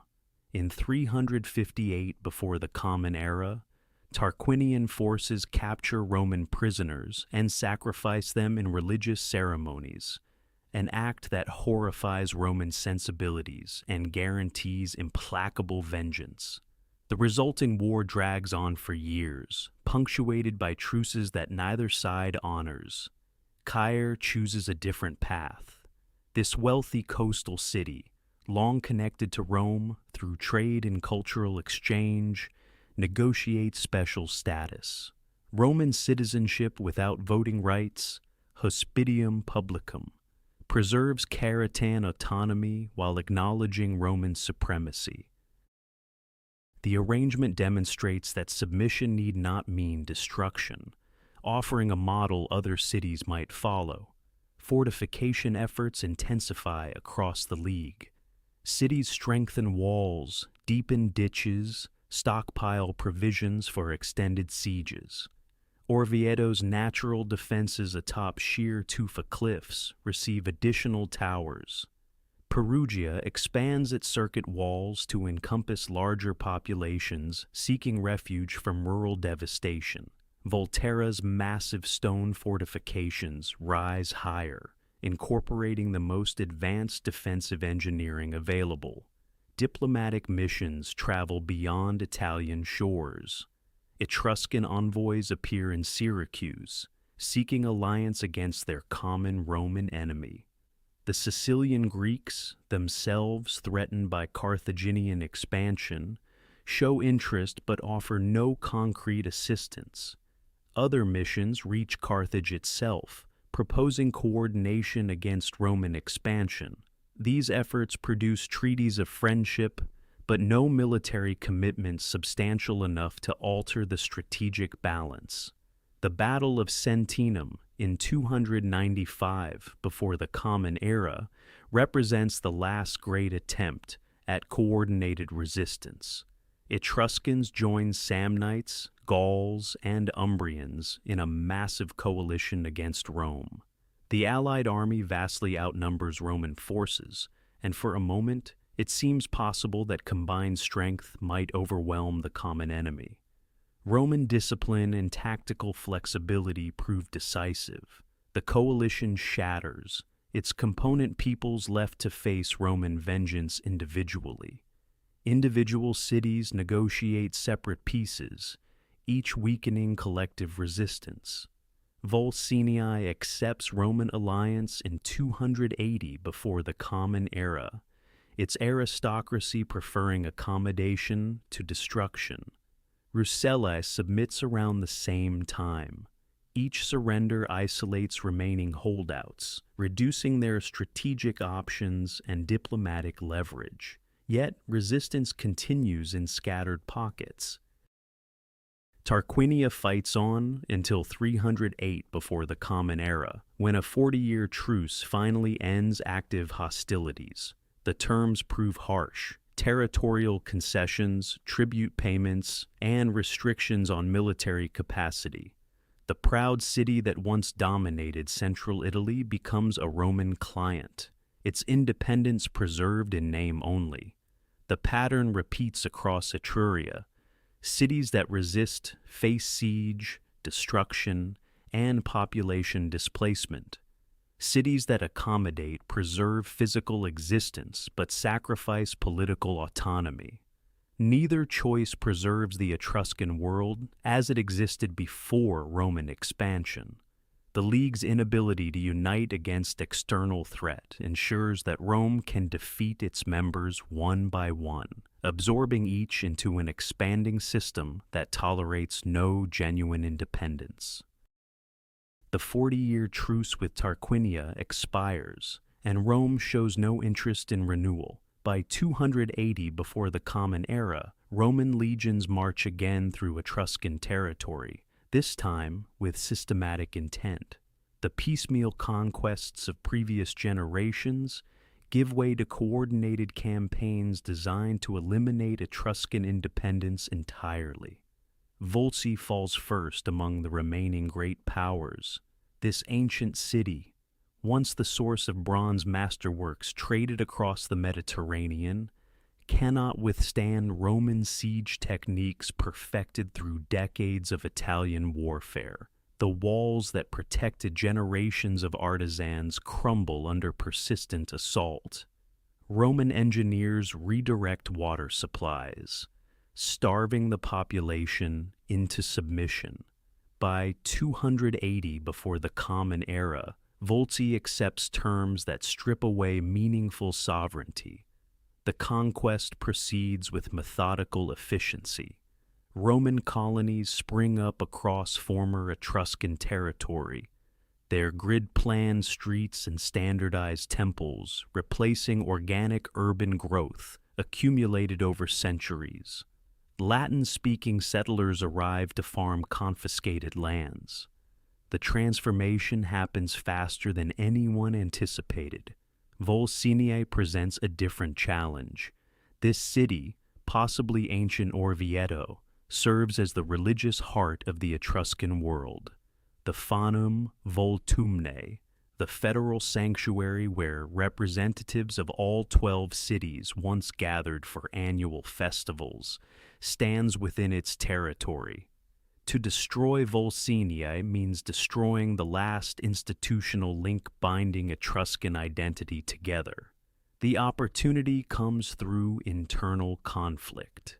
Volsini's aristocracy, weakened by decades of warfare and economic decline, faces rebellion from their own servants and lower classes. The desperate nobles make a fatal choice. They appeal to Rome for assistance against their own people. Roman legions arrive in 264 before the Common Era, ostensibly to restore order. What follows demonstrates Rome's true intentions. After suppressing the rebellion, Roman forces do not withdraw. Instead, they systematically dismantle Volsiniae itself. The population receives forced relocation to a new site on lower ground, easier to control and impossible to defend. The original city burns. 2,000 bronze statues, accumulated over centuries of religious dedication, disappear into Roman possession. The destruction of Volsinia sends unmistakable signals throughout remaining Etruscan territories. Resistance means annihilation. Accommodation means survival, though survival under Roman terms that permit no genuine autonomy. Cerveteri, once the wealthiest city in the Mediterranean world, accepts Roman alliance that amounts to absorption. Chiusi, gateway to the north, becomes a Roman stronghold. Perugia, Arezzo, and Cortona follow similar paths. Formal treaties that preserve local administration while eliminating independent foreign policy and military capacity. The physical landscape transforms alongside political arrangements. Roman roads cut straight lines through territories where Etruscan paths followed natural contours. Centuriation divides farmland into regular plots assigned to Roman veterans. Temple precincts receive new dedications to gods bearing Latin names, though Etruscan priests continue performing rituals in their ancient language. The necropolis cities continue receiving the dead, but tomb paintings increasingly show Roman imagery alongside traditional Etruscan scenes. Bilingual inscriptions appear on sarcophagi, Latin names translating Etruscan ones. The wealthy commission portraits showing Roman-style togas rather than traditional Etruscan dress. By 240 before the Common Era, no independent Etruscan state remains. The 12 cities that once dominated central Italy exist only as Roman municipalities, their councils handling local matters under Roman supervision. The Etruscan language persists in religious contexts, in family traditions, in the memories of elders who remember different times. The final wars end not with dramatic last stands, but with quiet surrenders and negotiated absorptions. Cities that once sent kings to rule Rome now send tribute to Roman treasuries. Artisans who once created masterworks for Etruscan temples now produce goods for Roman markets. The transformation proves so complete that within 2 generations, being Etruscan becomes a matter of ancestry rather than citizenship. The transformation unfolds across generations, so gradual that those living through it barely perceive the change. By 250 before the Common Era, the physical landscape of former Etruscan cities begins reflecting new realities. Roman-style forums replace traditional gathering spaces. Latin inscriptions appear alongside Etruscan texts on public monuments, creating bilingual records that mark the transition between worlds. The process accelerates through economic integration. Etruscan merchants discover that Roman citizenship opens doors previously closed. Trade networks that once connected Etruscan ports to distant shores now flow through Roman commercial channels. Ambitious families adopt Roman names while preserving Etruscan ones in private contexts. The Spurina clan of Tarquinia exemplifies this adaptation, maintaining ancient priesthoods while serving Roman administrative functions. Architecture tells the story most visibly. Temples built during this period blend Etruscan religious traditions with Roman construction techniques. The characteristic terracotta decorations persist, but building proportions shift toward Roman preferences. Houses of wealthy families incorporate Roman atrium designs while retaining Etruscan painted chambers for ancestral worship. These hybrid structures stand as physical manifestations of cultural merger. The Latin language spreads through commerce, administration, and education. Children of elite families learn Latin alongside their ancestral tongue. By 200 before the Common Era, public documents appear predominantly in Latin, with Etruscan reserved for religious ceremonies and family records. The ancient alphabet that once recorded treaties and dedications retreats into specialized contexts. Religious practices prove most resistant to change. Roman authorities recognize the value of Etruscan divination arts. Haruspices trained in reading entrails maintain their prestige, consulted by Roman generals before major campaigns. The discipline of lightning interpretation remains an Etruscan specialty, its practitioners summoned to Rome for state ceremonies. This religious expertise provides a final domain where Etruscan identity carries genuine authority.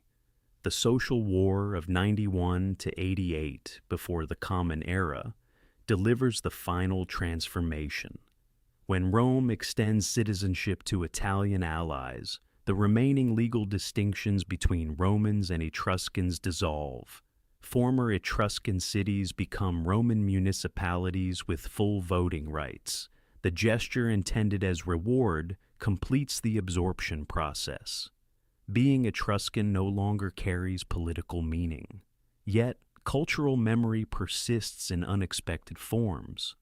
Wealthy families commission tomb paintings depicting ancestors in traditional Etruscan dress, preserving visual records of vanishing customs.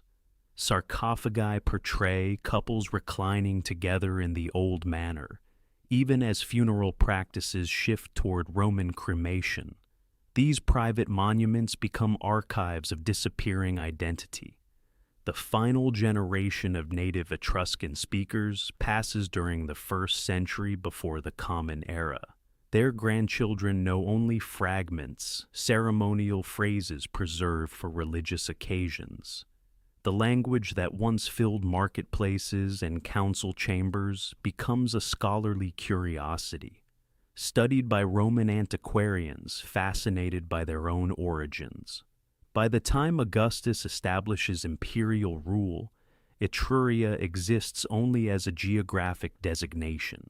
The people who once sent kings to rule Rome have become Romans themselves, their distinct identity dissolved into the larger civilization they helped create. The transformation proves so complete that later Romans struggle to distinguish Etruscan contributions from their own traditions. The absorption represents neither conquest nor destruction, but something more profound. A civilization that shaped Italian culture for 5 centuries merges so thoroughly with its successor that separation becomes impossible. The Etruscans do not disappear. They become invisible, their legacy woven so deeply into Roman practice that it loses its separate name. The invisible inheritance reveals itself in every Roman ceremony, every temple foundation, every symbol of state authority. What the Etruscans gave Rome proves so fundamental that Romans themselves often forget the origins of their most sacred traditions. The fasces emerge first. bundled rods surrounding an axe, carried before magistrates as symbols of power and justice.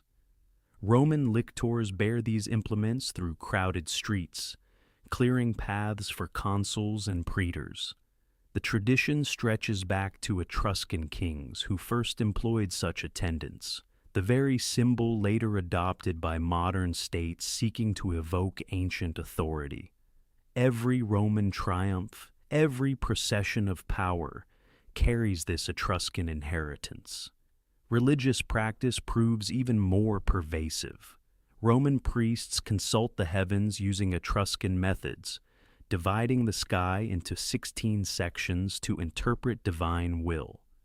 The haruspices who examine animal entrails for omens continue practicing arts developed in Tarquinia centuries before Rome existed. When lightning strikes, Roman authorities summon specialists trained in Etruscan traditions to determine meaning and prescribe rituals. The Libri Fulgurales, sacred texts on lightning interpretation, remain in Etruscan hands throughout the Republic. Temple architecture follows Etruscan models. The raised podium, the deep front porch, the triple cella housing multiple deities, the terracotta decorations crowning the roofline. The Temple of Jupiter Capitolinus, Rome's most sacred structure, rises on foundations laid by Etruscan engineers using Etruscan plans.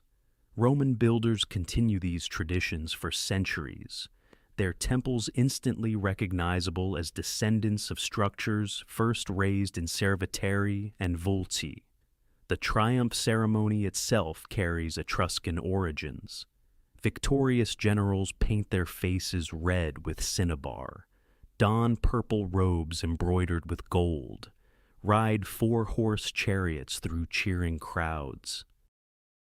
Every element derives from Etruscan royal regalia, from rituals honoring Etruscan kings. The golden crown held above the triumphator's head, the slave whispering warnings against pride, the procession route through the city, all preserve customs older than Rome itself. Engineering achievements prove equally enduring.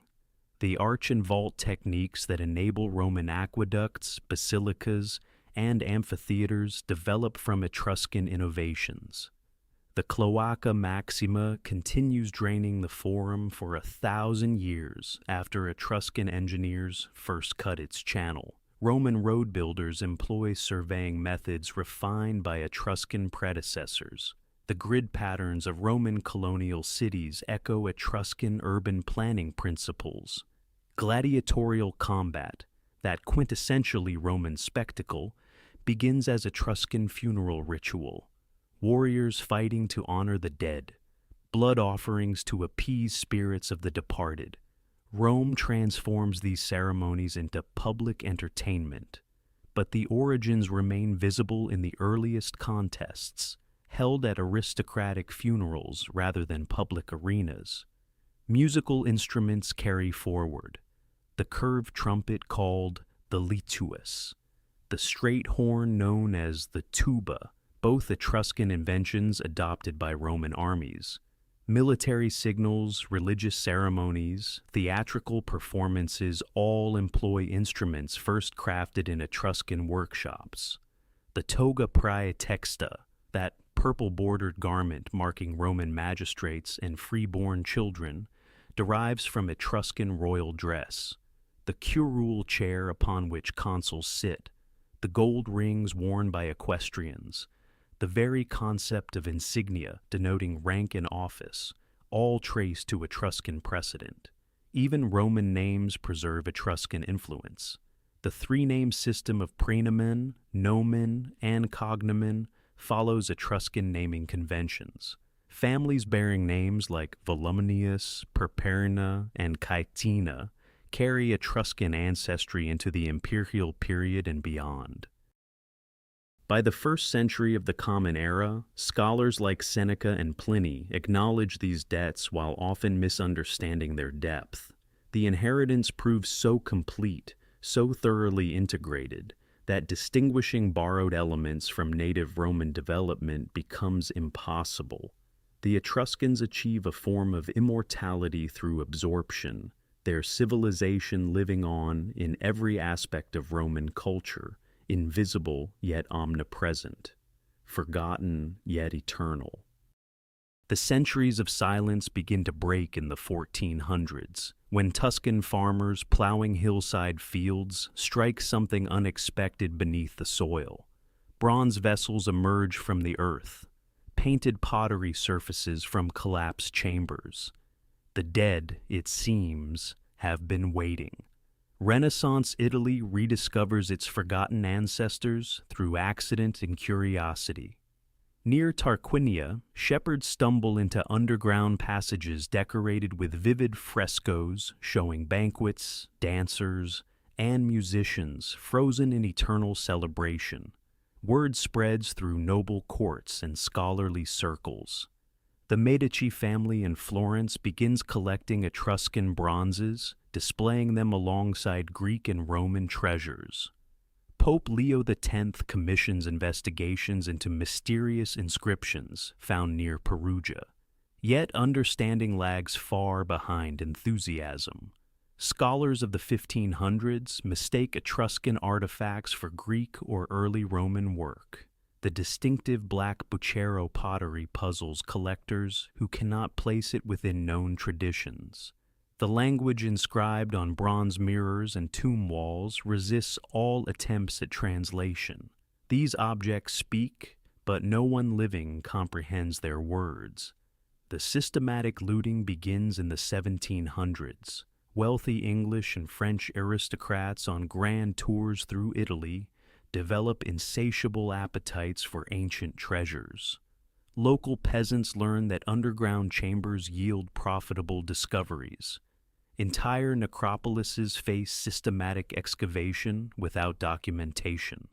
Tomb robbers work by torchlight, prying gold jewelry from skeletal remains, stacking painted vases for sale to foreign dealers. The Banditaccia necropolis at Cerveteri surrenders thousands of artifacts to this uncontrolled plunder.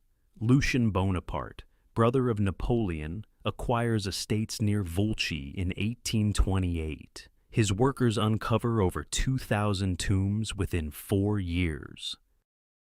Greek vases flood European markets, their Etruscan context ignored or deliberately obscured to increase value. Museums in London, Paris, and Berlin fill their galleries with treasures ripped from burial chambers, their original arrangements destroyed forever. The 1840s bring the first attempts at scientific archaeology. George Dennis, an English traveler, spends years exploring Etruscan sites, publishing his comprehensive work describing cities and cemeteries across Tuscany and Lazio. His detailed observations preserve information about tombs subsequently destroyed or stripped bare. Italian scholars begin establishing local museums to prevent further export of national patrimony. Photography arrives in time to document the great painted tombs before deterioration accelerates. Images from the 1870s and 1880s capture frescoes in the Tomb of the Leopards and Tomb of Hunting and Fishing, with colors still vibrant after 24 centuries underground. These photographs become invaluable records as exposure to air and moisture begins fading the ancient pigments. The 1880s and 1890s witness professionalization of Etruscan studies. Excavations at Orvieto reveal the Fanum Voltumne, the sacred federal sanctuary where representatives of the 12 cities gathered. Systematic cataloging replaces haphazard collecting. Scholars compile inscriptions, compare tomb types, establish chronologies based on pottery styles and burial practices. Yet the language remains stubbornly opaque. The alphabet proves readable, borrowed from Greek with modifications. Individual words yield to analysis. but grammar, syntax, and vocabulary resist comprehensive understanding. The Etruscans left no bilingual texts comparable to the Rosetta Stone. Each new inscription adds fragments without completing the puzzle. By 1900, the Etruscans occupy a peculiar position in historical consciousness. Their material culture fills museum cases across Europe and America. Their painted tombs attract growing numbers of visitors. Their influence on Rome gains scholarly recognition. Yet, they remain fundamentally mysterious, a civilization known through objects rather than words, through images rather than histories, through graves rather than living cities. The 20th century transforms Etruscan studies from antiquarian treasure hunting into rigorous scientific discipline. New methodologies emerge that would have seemed impossible to those early tomb raiders who sought only gold and painted vases. Systematic excavation begins reshaping understanding almost immediately. At Tarquinia, Italian archaeologists apply stratigraphic principles borrowed from geology, recording each layer of soil, each fragment of pottery in its precise location. Context becomes as valuable as objects themselves.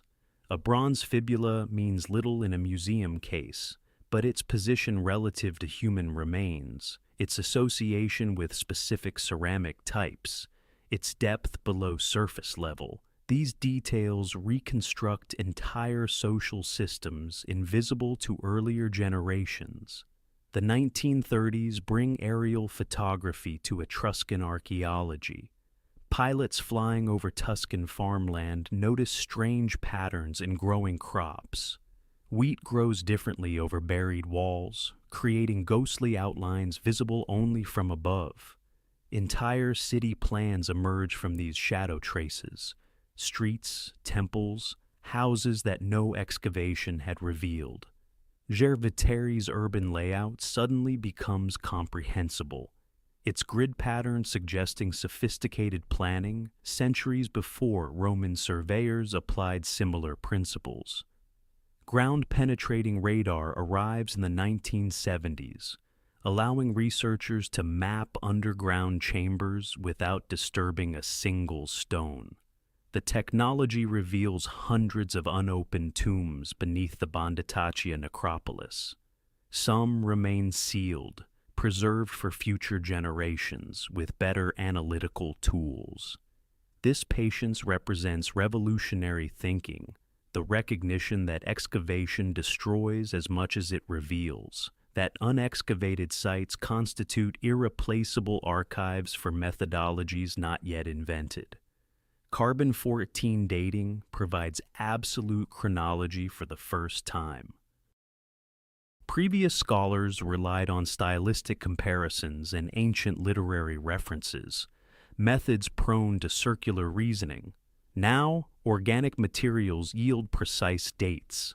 A wooden beam from a Tarquinian tomb confirms construction around 540 before the Common Era, anchoring artistic developments to specific decades rather than vague centuries. The 1990s introduce ancient deoxyribonucleic acid analysis, and the Etruscan origin question suddenly becomes testable.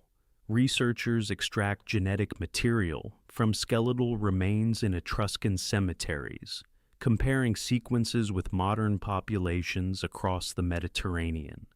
Initial studies suggest connections to Anatolia, seemingly confirming Herodotus after 25 centuries. But subsequent research complicates this picture. Etruscan cattle show Near Eastern ancestry, while human populations appear largely indigenous. The emerging consensus suggests cultural transmission rather than mass migration. Ideas, technologies, and perhaps small elite groups arriving from the East, transforming local Villanovan populations into something new. Isotope analysis reveals individual life histories written in tooth enamel and bone collagen. Strontium ratios indicate where a person spent childhood. Oxygen isotopes suggest climate conditions during growth years. Some individuals buried in Etruscan cemeteries clearly originated elsewhere. Merchants, perhaps, or diplomatic hostages, or foreign brides cementing alliances between distant powers. The Etruscan world emerges as surprisingly mobile, connected by trade networks spanning the entire Mediterranean. Three-dimensional scanning preserves deteriorating tomb paintings in digital permanence. Frescoes that fade slightly each year under tourist breath and humidity fluctuations now exist as precise mathematical models. Colors can be virtually restored to original brilliance. Damaged sections can be digitally reconstructed based on surviving patterns. Future generations will study these tombs in detail impossible for physical visitors. Yet mysteries persist despite technological advances. The language remains only partially understood. Computational linguistics applies pattern recognition algorithms to the corpus of inscriptions, identifying grammatical structures and probable word meanings. But without extensive bilingual texts, full translation remains elusive. The Etruscans speak to us through images and objects, while their words stay tantalizingly just beyond comprehension. The inheritance lives on in ways both visible and invisible, woven so deeply into Western civilization that most remain unaware of its origins. Every time a judge renders verdict, every time a state ceremony unfolds with ancient solemnity, every time an architect designs a temple facade with columned portico, the Etruscan shadow falls across the present moment. The fasces symbol persists across millennia.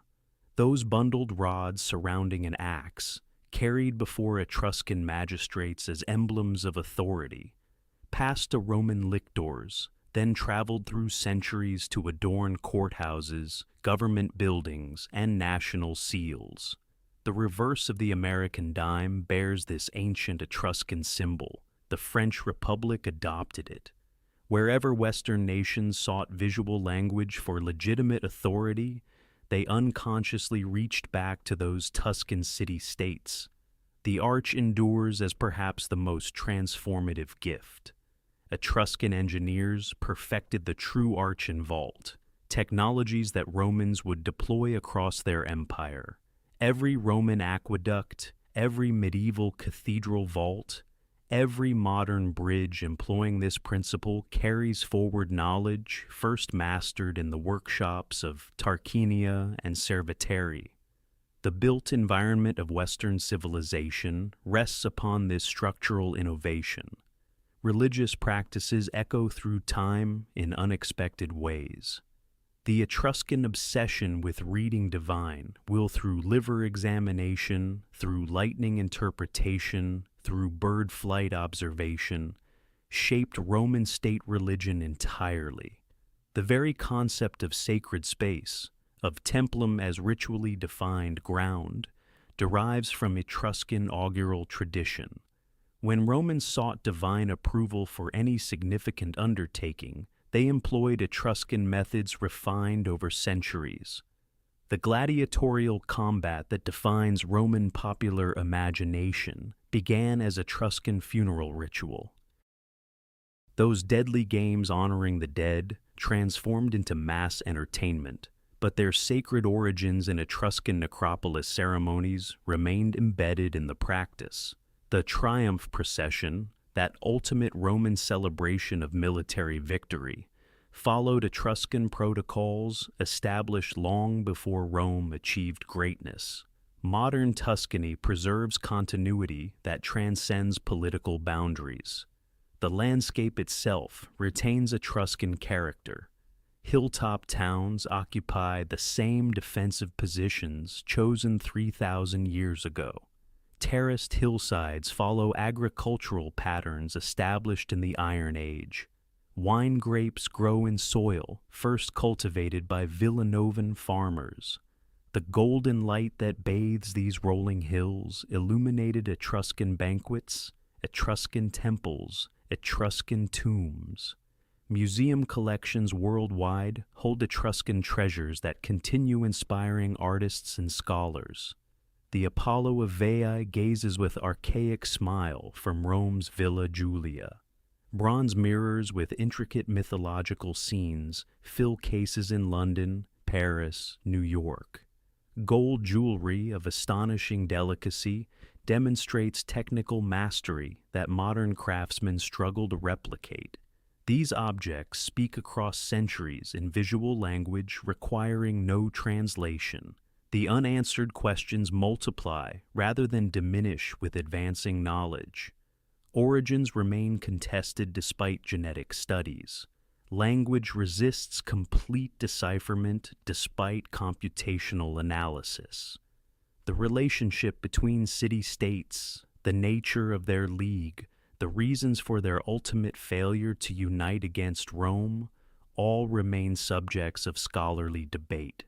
Perhaps the deepest mystery concerns why this civilization, so sophisticated and influential, vanished so completely into Roman identity. Other conquered peoples maintained distinct traditions for centuries. The Etruscans dissolved within generations, their language abandoned, their customs absorbed, their very name becoming historical curiosity rather than living identity. Yet they never truly disappeared. They transformed. Their blood flows through Italian veins. Their innovations structure Western institutions. Their artistic vision influences aesthetic sensibilities. Their engineering principles support modern infrastructure. The Etruscans became invisible precisely because they became universal, their contributions so fundamental that they ceased to seem foreign. The painted tombs still wait beneath Tuscan soil, thousands yet undiscovered. Each excavation season reveals new chambers, new frescoes, new artifacts that refine understanding of this vanished world. The Etruscans continue speaking to those patient enough to listen, their message carried through images, objects, and the very landscape they shaped. Thank you for joining this complete journey through Etruscan civilization, from Villanovan origins to lasting legacy. If these stories of the ancient world fascinate you, please subscribe to the channel so you never miss future explorations into history's forgotten chapters.